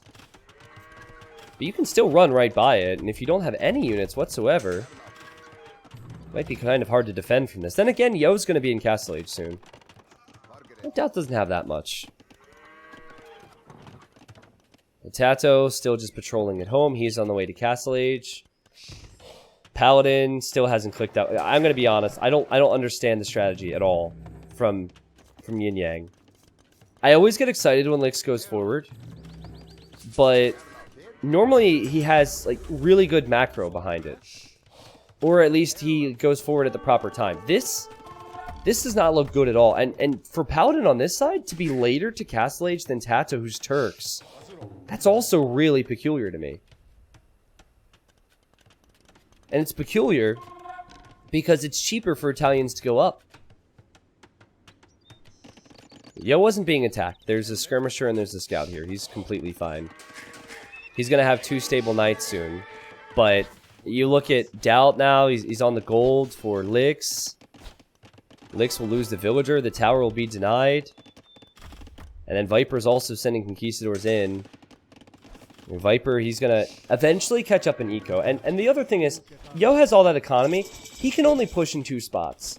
So if Dowd and Tato and Viper are holding those choke points, it's not like that extra eco is going to push very far on this map. So when both pockets are playing as they're playing this, it comes down to having a proper 1v1 on each side. And Secret have just played better. And now Tato's going to drop a castle here to shoot the tower down. He'll probably still get crossbow, but I think he's going to switch into Janissaries with siege. So high aggression. Viper, he's adding his 3rd town center now. Economically, he's still 15 villagers behind, but he'll catch up. I think Viper and Doubt will be very happy with the amount of damage they were able to do against Lix. And now we have Step Lancers for Mr. Yo. This is really cool. It's actually great against Conquistadors because you have a bit of range and you can poke. Yeah, Viper loses those conks. I know Viper has used Step Lancers in this situation before. Nice to see them used. Yo will probably be on 3 TCs now, booming. So he'll maintain that build lead. 4 TCs. But how can he push the castles on either side? Now, I can understand why Lix is behind, because he went forward and it failed. What I can't understand is what happened with Paladin. How is this castle age so late? He built the tower, which was 50 wood and 125 stone, not to mention the villager time. Still doesn't really account for how far behind he is. Oh, that's a good point. Wait, okay, so Cumans get capped ram, but it's not a team bonus, right? It's true. Maybe Yo could push back with capped rams in Castle Age. But he can't even be thinking about siege, because he has to be thinking about fighting this army. Now, I don't think there's any reason to go fast imp in Tato's position, because you're already ahead. So if you're behind, then you go fast imp. If you're ahead, continue to push and add economy. And that's exactly what Tato's doing. The Viper, he's here to defend Doubt. Doubt, he's in Castle Age already, and Lix is not even on his way. This is really bad for YinYang. There's no other way to say it. I don't know what happened to the flanks in this game. Lix maybe was too tempted by the forward golds. Ended up losing the villas, but Paladin's still confusing the crap out of me. I don't get it. A tower for Doubt now behind the wood line. He is Koreans. Koreans! Towers! I think his tower will go up, actually. Believe it or not, I think that tower goes up. What's that spearman doing in there? That will be just enough to annoy, and now Lix is coming in with the archers. But again, what's that going to accomplish? Very, very little. Pretty soon, Yo is going to need to send some support to this side. Here it is. He has the knights. This is a great reason to add in Janissaries, because Janissaries are very, very good against knights. 71 vills for Viper, 87 for Mr. Yo, but then look at Tato and Dowd. I guess in this case, it's good that our table does not order it by team, because you can see the lead with populations for the secret players. As a team, they're much stronger. Whereas YinYang, they just have Mr. Yo in a very strong position. It's a Maganel push against crossbows. Viper now has conks over here. He's actually brought in a ram just to take out that market. And Yo wanted to make a siege workshop, I believe, for capped rams. Yeah, eventual capped ram, but I don't know if they have the military to push with siege. Doubt's just booming. We know he's good with that. He's a boomer. This is actually dangerous for Viper. I think this is a mistake for Viper. I think he's gone in too far. He's got to micro his way out of here. He's lost 3 conks, 4 conks. Oof. Oh, that was bad. Still not the end of the world because his team's ahead, but that was sloppy. There's no reason to leave Tato right now. This just gives Yo and Paladin more of an opportunity to push this back. Tato did not have Bodkin Arrow for the crossbows. That does not benefit his Janissary, so he felt like, delay it. And he just researched it now. I just love the team structure for Secret. And now Lix is falling apart. Lix has just arrived at Castle Age. He's researched Guard Tower. Still can't take that Wood Line comfortably. Guys, Secret have no interest in pushing here. I'm gonna tell you a little secret. They have no interest in pushing. They just want Imp at this point. They just want to hold and go to Imp. The more that they push, the more they leave themselves exposed. Mr. Yo is on his way to the Imperial Age. He's the first one on the way. They're gonna need to hold against that. Now, does Viper switch out of Conquistadors and into Paladins? I think he will do that. But then again...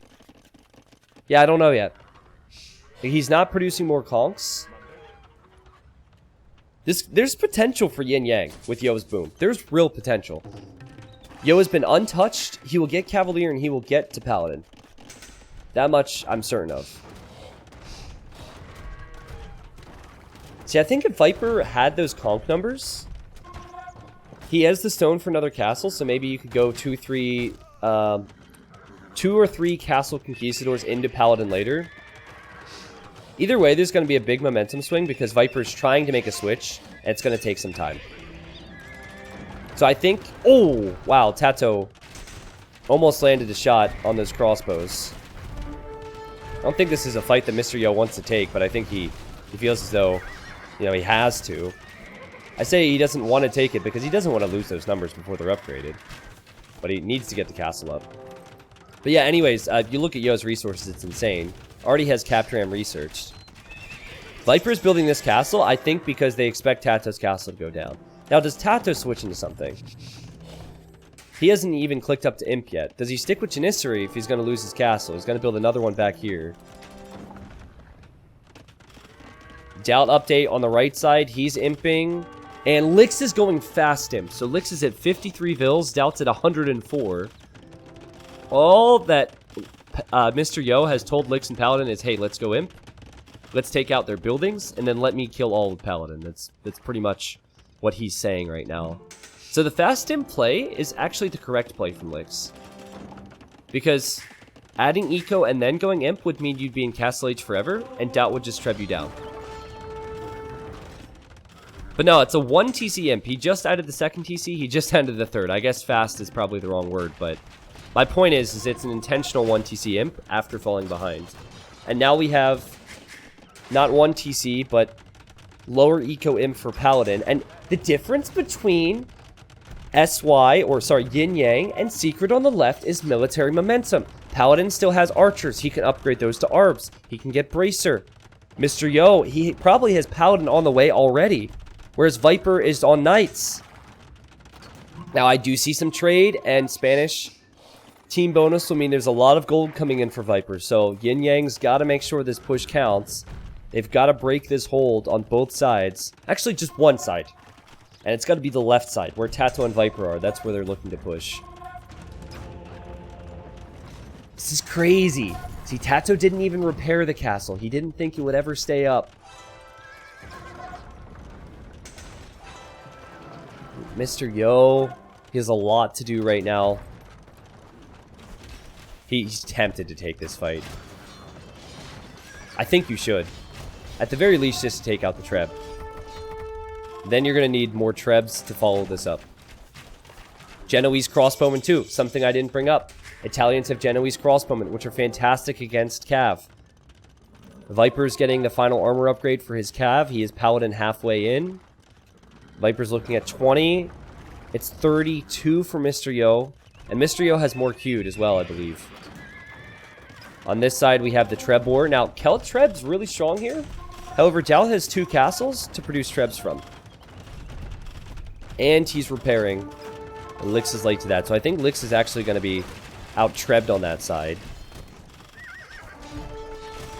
And Paladin is in for Mr. Yo. Can YinYang push here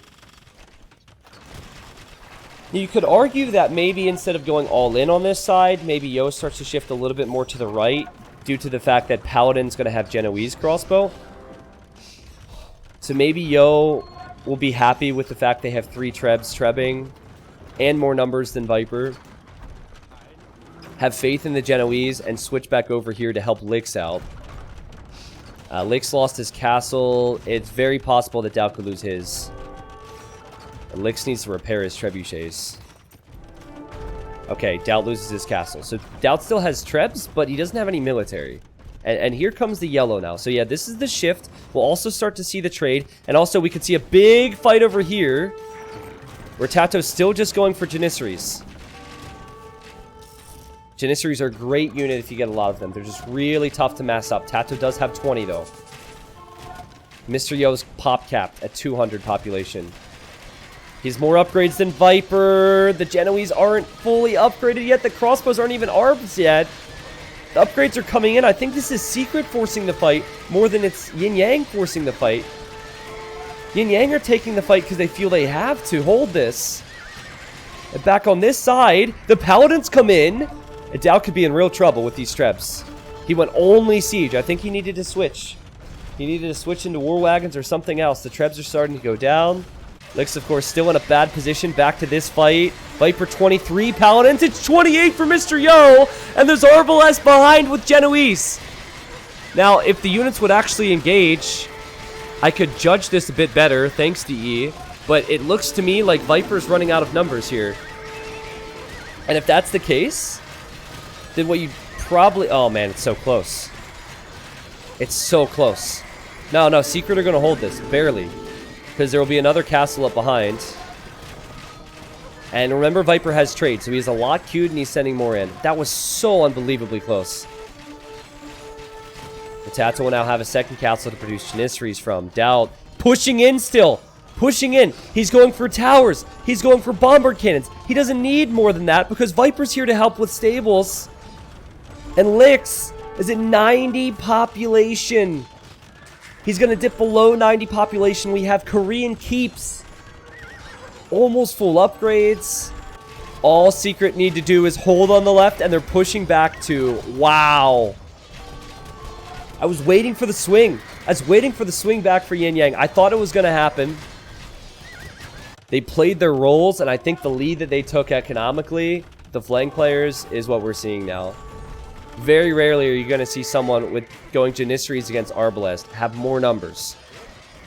That's the case on the left. Very rarely are you going to see a player as Koreans have the luxury to go full towers and bombard cannons. That's what we're seeing here, all because of the early advantages. And then, of course, they have the Spanish trade bonus. Viper, he's not needed immediately on both sides, so he's able to spread his units out. The winners of Battle of Africa 1. Team Secret. I think they're about to go up 3-1 here, guys. I mean, I'm just not seeing how... Like, what do you have that benefits you here if you're in YinYang's position? You have no way of pushing back these towers right now. Your trade is right behind this. Doubt's also going to add Halberdiers, which is great, because the only one he's really worried about is Mr. Yo, and he's making the cav. Doubt's mining all that stone, and... I think this was the team strategy. Just get the position, get the trade bonus, and then win the game. YinYang have Lix. Lix has 68 pop now. He was at 90 when I mentioned it last. It's only going to get worse. You can't run anywhere. You can't flee. And this should just get stronger and stronger and stronger for Team Secret. What they could consider doing is getting Tato on the Bombard Tower. Turk Bombard Towers are insane, and it doesn't matter. The GG is called. If this game would have continued, I think we'd see Bombard Towers from all 3 Secret players on both sides. Both Korean, Spanish, and Turk Bombard Towers are insane. Well played. Guys, I don't know what happened between Paladin and Tato. I don't think that much happened. That's what confuses me. Look at this. Look at Tato's castle time. Look at Paladin's castle time. Why? The feudal times are similar. It is cheaper for Italians to go castle age. That is so baffling to me. I mean, I didn't look at that side too frequently, but remember, Viper did not pressure there. Tato didn't pressure there either. Tato just sat back. I don't think he had any units lost there. I mean, it's easy. If I watch the YouTube video later, maybe Tato snuck an archer or two in, but I don't think anything happened. I think what happened was he went for that weird tower, and he went to stone too. So he sent 3 villagers to stone. So he invested 100 wood into a mining camp. 3 villagers were on stone that would have otherwise been on food or gold for Tato. And he put the resources into the tower, and I think Tato might have also used the market too. Maybe sent a few extra villagers to gold and bought food, but like that was awful. Like, Turks should be at a disadvantage on that flank. Instead, they were way ahead, and then you had Lix. His Castle Age time was way worse than Doubt. Now with Lix, he just went for a YOLO move, and it didn't pay off. There, I understand it at least. But Doubt and Tato played well, and Viper, he just boomed. GG. Scores 3-1 now, guys. So I said it, like, going into this semifinal, YinYang in their group, they beat Secret 3-2, they beat Finland 3-2, they beat Heresy 3-1, was it? So these are actually 2 teams that were in the same group in the group stage. And Team Secret lost in a best of 5, but my head told me that Secret has to be favored against everyone because it's Secret. And right now they're 3-1 up. Now the next map is going to be an amazing map. It's called Beach Fight. And it's do or die at this point for YinYang. Beach Fight, we'll know the civilizations going into it because there's only 3 civilizations left for each team. So no Turks, no Spanish, and no Koreans for Team Secret. No Cumans, no Celts, and no Italians there. Okay, so we'll have Bulgarians, Byzantines, and Huns. Keep in mind there's no stone on the map. So getting a Krepos is going to be complicated. Against Teutons, Malay, and Aztecs. So if it goes to 3-2, they do another civ draft and a map draft for the remaining 2 maps. Just FYI, just so you guys are aware. I look at the civs for Team Secret, and I think we're going to see a lot of monks. Because they have the Teuton resistance bonus if the enemy tries to go for monks. Teutons have great eco, so maybe Teutons will go knights, Aztecs will go eagles and monks, and maybe Malay will go archers. I think Mr. Yo will likely play Huns in this next game. I think Yo will go Huns and Pocket. And then I think Lix will probably take Byzantines and Paladin will take Bulgarians, but Bulgarians is a weird one for me. What are you going to do with Bulgarians? You going to go longswords? I hope we see longswords. That'd be epic. Speaking of epic, the view count on this stream right now is epic. Thank you guys very much. Wafflejaw, thank you for 28. Toopsy, Secret Tulip, Dave, Dave333667, that is. Thank you. Belgarath, Penix, Corrupt Politics, Unravelly, Nays. Thank you for gifting that sub. Andrix, welcome in with the new sub. Thank you, Herc. Do we have 6.9k right now? When I looked at it, it was around 7. That's awesome. Thank you, everyone. Make sure if you have the time to thank Mem, the organizer of the event, who's probably casting this beast mode on his own stream right now. But yeah, the plan today is to finish this best of 7, and then we have the next best of 7 between Finland and Aftermath after this. So a lot of games, a lot of casting. I'm trying to conserve energy. I will be casting the entirety of today alone, and then I have a very special co-caster who'll be joining me tomorrow. Been talking to him about it, very excited. It is not Dave. I don't want to tease you guys. It's not Dave. Dave said he wasn't interested in casting any Battle of Africa, so have a break from Dave. Actually, Dave's been here the entire time. He's muted. Viper? Yeah, Viper's going to co-cast the live finals because YinYang are going to come back. Oh, what if I said that? Oh, man, spoilers. White Cold says, so after one bad joke, there will be minus 100 viewers. Well, the joke is minus 7k viewers because that happened during Hidden Cup 3. I may have made fun of a maid, Joan the maid, but we don't have 7,000 viewers, so we can't lose 7,000 viewers.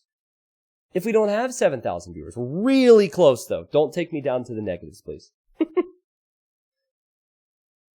Good assessment from chat. Someone said how Elixir Paladin plays in early games really determines how YinYang performs. I agree. But it's more so because they've had instances where they get a big lead because of Elixir Paladin, or they fall behind because of Elixir Paladin. It's not necessarily like how it has to be. I think Tato, he rarely makes mistakes. So you're never going to see a game where secret players fall behind big time, unless it's just bad strategy. And we saw that in game number 2. Since then, it's been quite good. All right, here we go, guys. Let's do it. Let's do it. Game number 5. I want YinYang to keep playing. I want more games today, despite the fact that I think I've been casting too much recently. No, there's no such thing. Viper is playing as the flank. He has gone for the melee. In the green, we have Doubt. Doubt is playing as the Teutsons. And then the teal, we have Dolito. He's playing as the Aztecs. Up against Tato in the red, we have Byzantines for Licks. The pocket is Yo, who's playing as the Huns. And then we have Paladin, who's playing as the Bulgarians. Kind of expected based on the civs that were remaining. Now, beach fight, first thing you need to notice, you start with pre-built farms. And then for the rest of your food income, there's going to be Hunt in the north and the south, which players rarely take in Dark Age, or even take at all. But also goats around the outer ring. So you see the scout here is for Paladin. He's trying to take the goats away from Viper. You'll see it on this side. You see Lix trying to snag some goats to take to his base. And Tato's not too far away from finding some goats, though he's been unlucky so far in his journey. So you have that aspect of the map. Also the fact there's 8 tiles per TC. And then the rest of the gold is always visible, protected by lions in the corners. Now, I have seen games on this that have gone so late, or one game in particular, where there's been trade. And it was YinYang who had a tremendous showing on this map, and somehow came back. I'm not sure how it was possible, but they did it. I think this is what we'll see from the players. I think Viper will actually go fast castle. I think he's going to wall. Teams are going to coordinate. And these choke points will serve well for Viper. I think he'll go fast castle into archers. Normally I'd think that, but I have no clue what Paladin's going to do. Like, having Bulgarians and not having the option to go crossbow later means that as the flank, you've got to go for something else. You can't realistically go for a tower rush because there's no stone to mine on this map. You can make 1 tower and that's it. I have no clue what to expect from him. Doubt and Yo are either going to go fast castle into knights, or they're going to go with scouts at the start. I'm assuming it's fast castle based on what I've seen. And then I think it's going to be Tato's job to combat Lix, because Lix will most likely go for 2 ranges. I think Lix will try and get to Arb as soon as possible in this game. I don't expect a 2nd and a 3rd town center from him at all, or at least for a while. I think since the Imperial Age cost is so cheap for Byzantines, Lix is going to have one beastly game. So Krepost is 350 stone. If you wanted to make a Krepost, you would need to buy 200 stone. I feel like Bulgarians was a civ they picked. Like, where did they pick it on the draft? It was the final pick, right? They did not plan for this. Whereas, look at the picks for Team Secret. Like, those were picked early, and all those civs make sense here. So I think Bulgarians was a last-minute pick. It might have even been random. Because you only have 30 seconds to decide, and if you don't decide fast enough, it randomizes it. It's true, Paladin does have a Paladin civ. I just don't know what he'll do. Already you see the walls. Now Viper will have to wall around this way and around this way. It's a lot of walling. I'm expecting Fast Castle Monks and Siege from Tato. I'm expecting Fast Castle into Knights for Doubt. I'm expecting Fast Castle into Archers for Viper. I talked about 2 out of the 3 SY players. I know what they're going to do. I have no clue what Bulgarians will bring to the table. Now, Doubt's got some goats. He's fine. He's got some goats. Normally, players will share. Viper has a ton of goats, so maybe he'll send some over to Doubt. Ooh, oh, this could actually be... Oh, no, Doubt has Loom. Okay, never mind. Doubt has Loom. Wait a moment. Yo is close by. Let's see if Doubt can quick wall this. He did actually get some hits there. Yeah. This is what happens. When teams are walling, they either get Loom, or they get Loom, and they bring the scouts over, and the villagers won't die. No one's on the way to feudal age yet. Okay, use your creative thinking. YOLO Man-at-Arms, maybe? Like, maybe Paladin will make one tower. I don't know where, but maybe he'll tower here. And he'll go YOLO Man-at-Arms with Bulgarians? That's the only thing that makes sense. It's still really bad strategy for this map, though. It's really bad planning.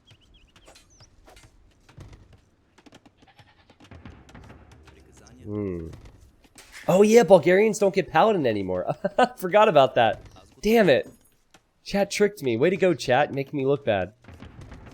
Yeah, militia are on the way, and Bulgarians get the infantry upgrades or the militia line upgrades for free in each age, and 3 villagers going to gold. That's actually...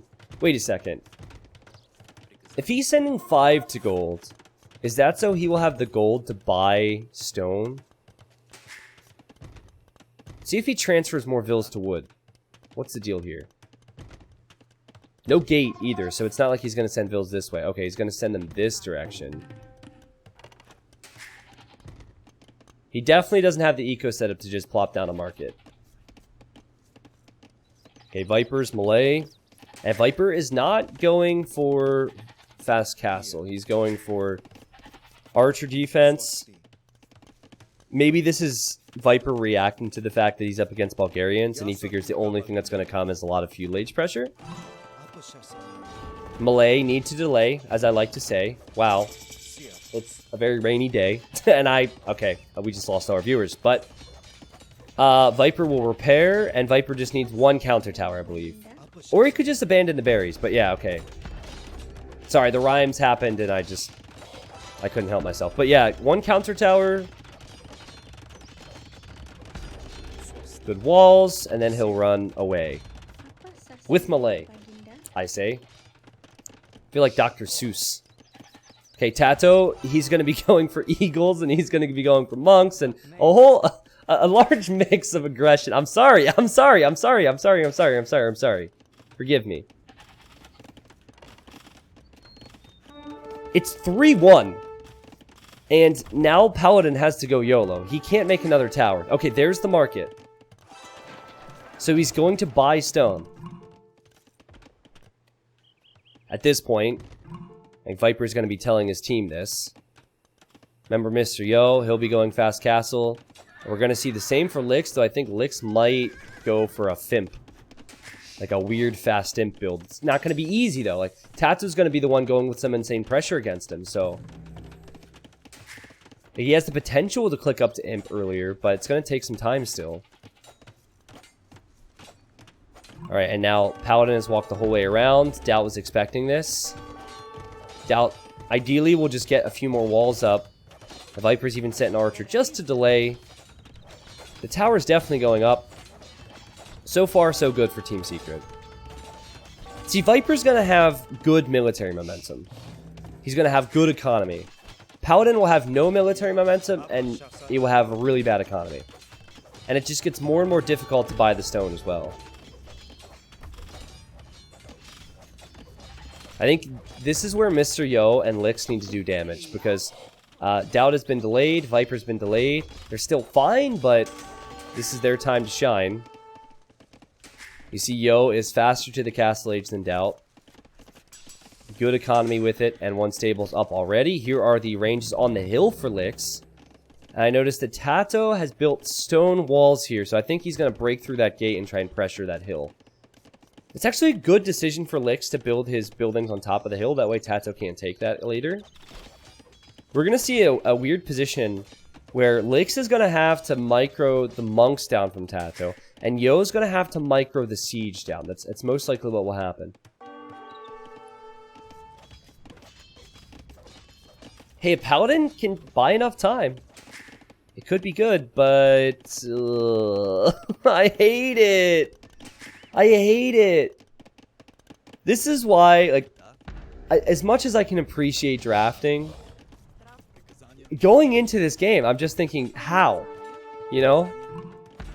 And this is what makes Secret so good in any tournament where there's drafting and not like free pick of civilizations, because they not only have to prepare strategies, which they do a really good job with, but they're the best drafting team, I would say. The only team that could possibly outdraft them would be Finland. Just smart planning.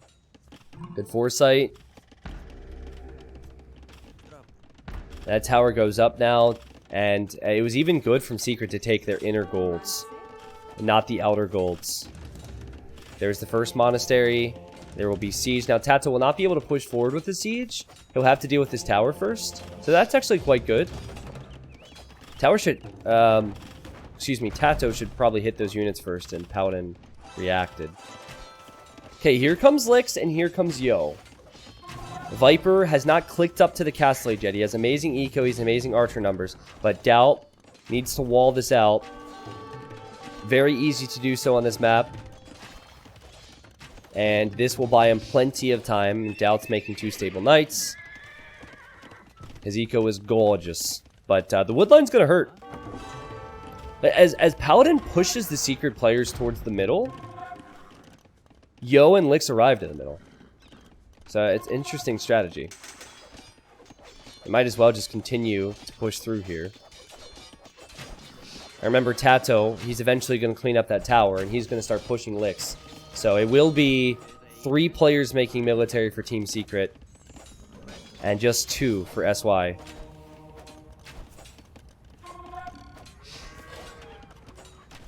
Yeah, exactly, Budwise. Well, I mean, we can talk more about that. But I'm glad you picked up on it, because I mentioned it in Game 1. Like, I mentioned the civs in Game 1, and if you lose with those civilizations, you're not going to have as many good civs remaining for later on. Exactly. I don't know how many people watch tennis. I am not a tennis expert by any means, but it's very much like winning on your serve. It's very important to win on your serve. And when you have better civs, or good, like, solid civ picks, you need to win. And then you need to...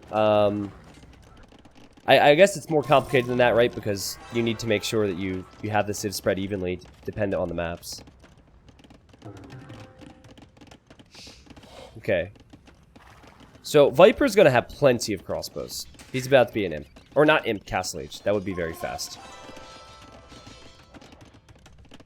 This is where that push comes for Team Secret. Now, it's worth pointing out that Tato actually has a TC in the south. And he's been taking food down here, so that's interesting. And we could see the gold matter on the sides. Here comes Paladin with a villager. I don't know what that vill will do, but you can't build here, so you can't really go there because of the lions. We have knights for Doubt. We have what will soon be crossbows for Viper, and then we have monks and siege for Tato. And Paladin is on his way to Castle Age. He can't make crossbow with Bulgarians. I don't know what you do. You know, maybe he tries his best. Like, maybe somehow... Okay, here come villagers. Maybe he tries to keep them out of the gold corner. I don't know how he'll do it. He could actually lose all of his villagers there to the lions, but... Maybe that's the strat, and then if they keep Secret out of the gold corner, eventually they'll run out of steam. I mean, Bulgarians could go monks, I guess? But then there's Teutons on the enemy team. Like, you see what I mean? Secret are holding all the cards. Teutons have that team bonus, where they resist conversion, so going monks doesn't make a lot of sense. Can't go crossbow. You can go knights, but then you're going crossbow. You're making knights when Dowd already has a good... Yeah, okay. Okay, that's the team strategy for YinYang. They're trying to take the corner. So Yo's going to send knights around. And I believe he's going to go... Lix is coming with him. Wait a second. Does he know about the hunt in the south? Oh, he does know Tato's down there. Okay. Well, Secret will immediately react to this. Tato will have to garrison his town center, but Tato will tell the team that they can push forward then. Yeah. Yeah, so Tato notices this, and now all that military is probably going to push forward. If they feel the need to go back to defend from that, though, that's a win for SY. Like, they'll be feeling very good about it. Oh my god, it's a Krepos drop in the What?! He bought a Krepost! Yo! Or, I mean, Paladin! He's actually Kreposting! That's hilarious! I didn't think we'd see it! Sorry, I just screamed. That's what you get for purchasing a good set of headphones. You should know better. You should have crappy headphones on this stream. Oh my goodness, wait a second. So, I mean, this is still going to be quite bad, any engagement that SY or YinYang take, but, you know, that's something. And maybe he'll buy another one. Good micro so far for Lix. It's going to be tough for Yo to send Knights after the Mangonels because Tato has the Monks there. And the Mangonel does fire, doesn't do much. Doubt loses a lot of his Knights. It's actually good value. That was a really good value engagement for Lix. Look how much he's killed. Look how many Knights have gone down there. He's still microing as well. Alright. Well, in this corner, we have Mr. Yo and we have Paladin building TCs. So they're taking their golds. Here comes Viper. Viper arrives to just find that Paladin has completely stonewalled. There's still some other gaps to hit, but Paladin's sending Vills over to Stonewall right now. And guys, Lix is an imp. So if another if it's like Siege Crepost Rush over here, and then Lix is an imp with Arbalest, a Viper's an imp with Arbalest too. Uh-oh. Okay, there is some potential. 72 villagers for Mr. Yo, and Doubt's only at 50? What on earth happened there? So Yo's been booming like a madman. And now it's on Lix and Yo to keep Paladin alive. Paladin is basically playing the Lix role in this game. Just be as annoying as possible. I think this is a bit of a mistake, though. They're trying to run around to hit Viper's Arbs. And Viper's going to be through the house here. Oh, never mind. Market wall. Siege Workshop wall.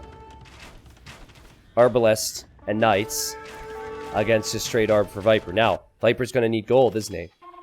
Here comes Doubt with some Knights. Guys, YinYang's strategy's working. YinYang's strategy's working. We're seeing Bulgarians actually do something here. But I just want to say, Yo's boom, tremendous compared to Doubt's. I think Doubt might have been harassed too much by those towers, or maybe just didn't know what to commit to. Like, and maybe that's it. Normally, the strategy would be to commit to the boom, but he felt like he needed to make more military because it was a YOLO play from the enemy team.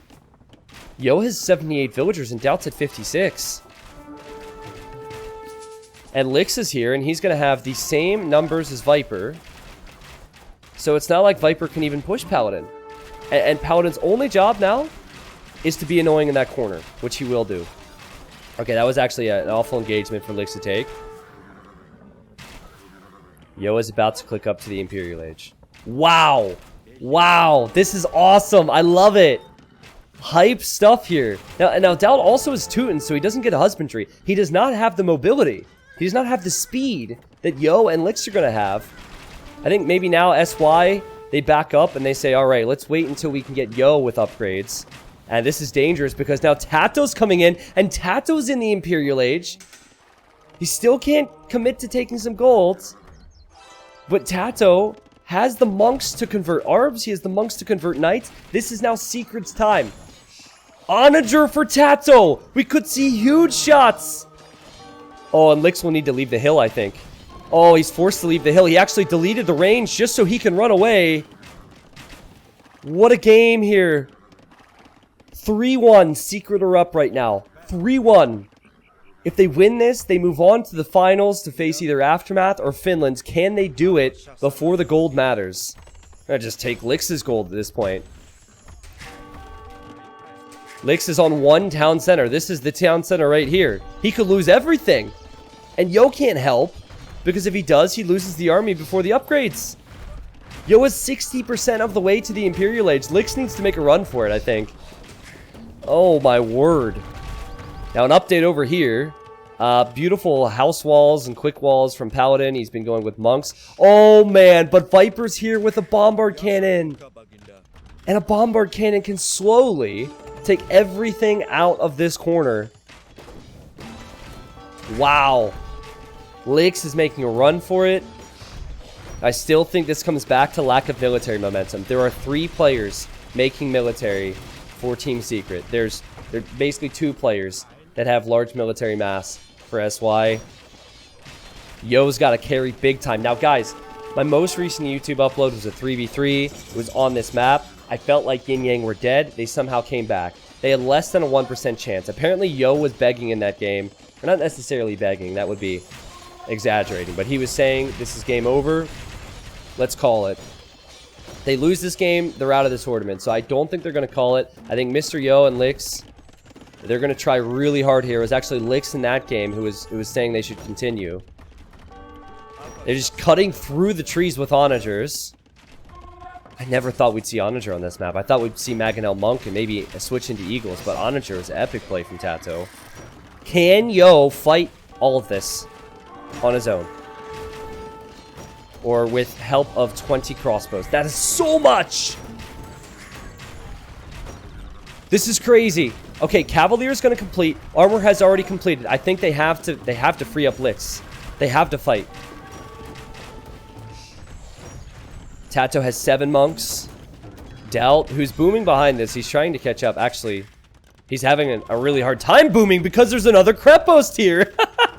And Paladin is just repairing the Crepost. Oh my god. Paladin's doing his part.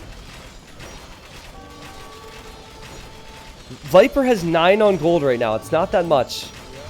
But he still has so much military, and Yo's losing so much of his economy. Look at this. Look at all the fills running out to the golds. Pretty soon, all they're going to have is gold. You've got to fight it. You've got to fight it before it gets worse for you. And here's the engagement. Yo, running up the hill. It's going to be so tough to engage against this. The onagers won't matter anymore. It's all about the monks for Tato and the arbalest for the Viper. Tato has Siege Ram to follow this up. So it is do or die for SY. There's still 50 arbs for Viper. The Cavalier just melted running up that hill. Yo doesn't have the food income to produce many more after this. There's only 27 arbs for Lix. More siege is on the way for Tato. This could be it. Wow. And Viper's reinforcements were huge there. He's obviously very distracted. We're not giving Viper a lot of credit for what he's doing. Well, I mean, I'm going to give him credit right now for what he's doing. And Doubt, because the Crepost goes down. But yeah, the amount that Viper had to do there to produce arbs and also use the bombard cannons in the back was not easy. Also has to be said, why can Viper do this so freely? Because Paladin does not have good economy. Because Paladin does not have good military. Someone said, why not make Conics? Because Conics, you need Imp. You need Imperial Age. You need all the armor upgrades. You need multiple Creposts. You need castles to produce them. You're never, ever going to have a chance to make Conics in this game. Now, making the Creposts, which are like these cheap mini castles to deny space and deny gold, that can be a good strategy. But that's the only strategy that Bulgarians can go for. Now Mr. Yo, he's going to desperately need food to produce the Cav. If he even has stables remaining in a bit. You know, you see Viper with these arbs. He's on the way. The big difference, though, is that Team Secret is going to be able to make more. Lix, he lost his bait. Look at this. This is desperation time for YinYang. I guess for him, he only needs wood and gold, but still. I'd like to see Tato switch into Eagles now. Eagles and Pikemen would be a great idea. This is about to change, so it's going to be YinYang who can't take gold with all the military come over to this corner, and they can see it too. It's always visible. Good micro from Viper, and more units coming forward for Tato now. Now, Bulgarians do get redemption, so they can convert enemy siege, and I think that's what is happening right here. Okay, there you have it. So, bombard cannon converted. If Paladin can use that to fire on this bombard cannon and then maybe use the Conics to kill it, he can continue to hold this little corner. Okay, he takes 2 bombard cannons out of the picture. That's good. Viper gets mopped up, but I don't like... Yeah, I mean, maybe for the highlight, we could have shown that. It doesn't matter, though. It's the reinforcements. It's the corner that matters. I don't know if Paladin can hold. He is making some Conics now.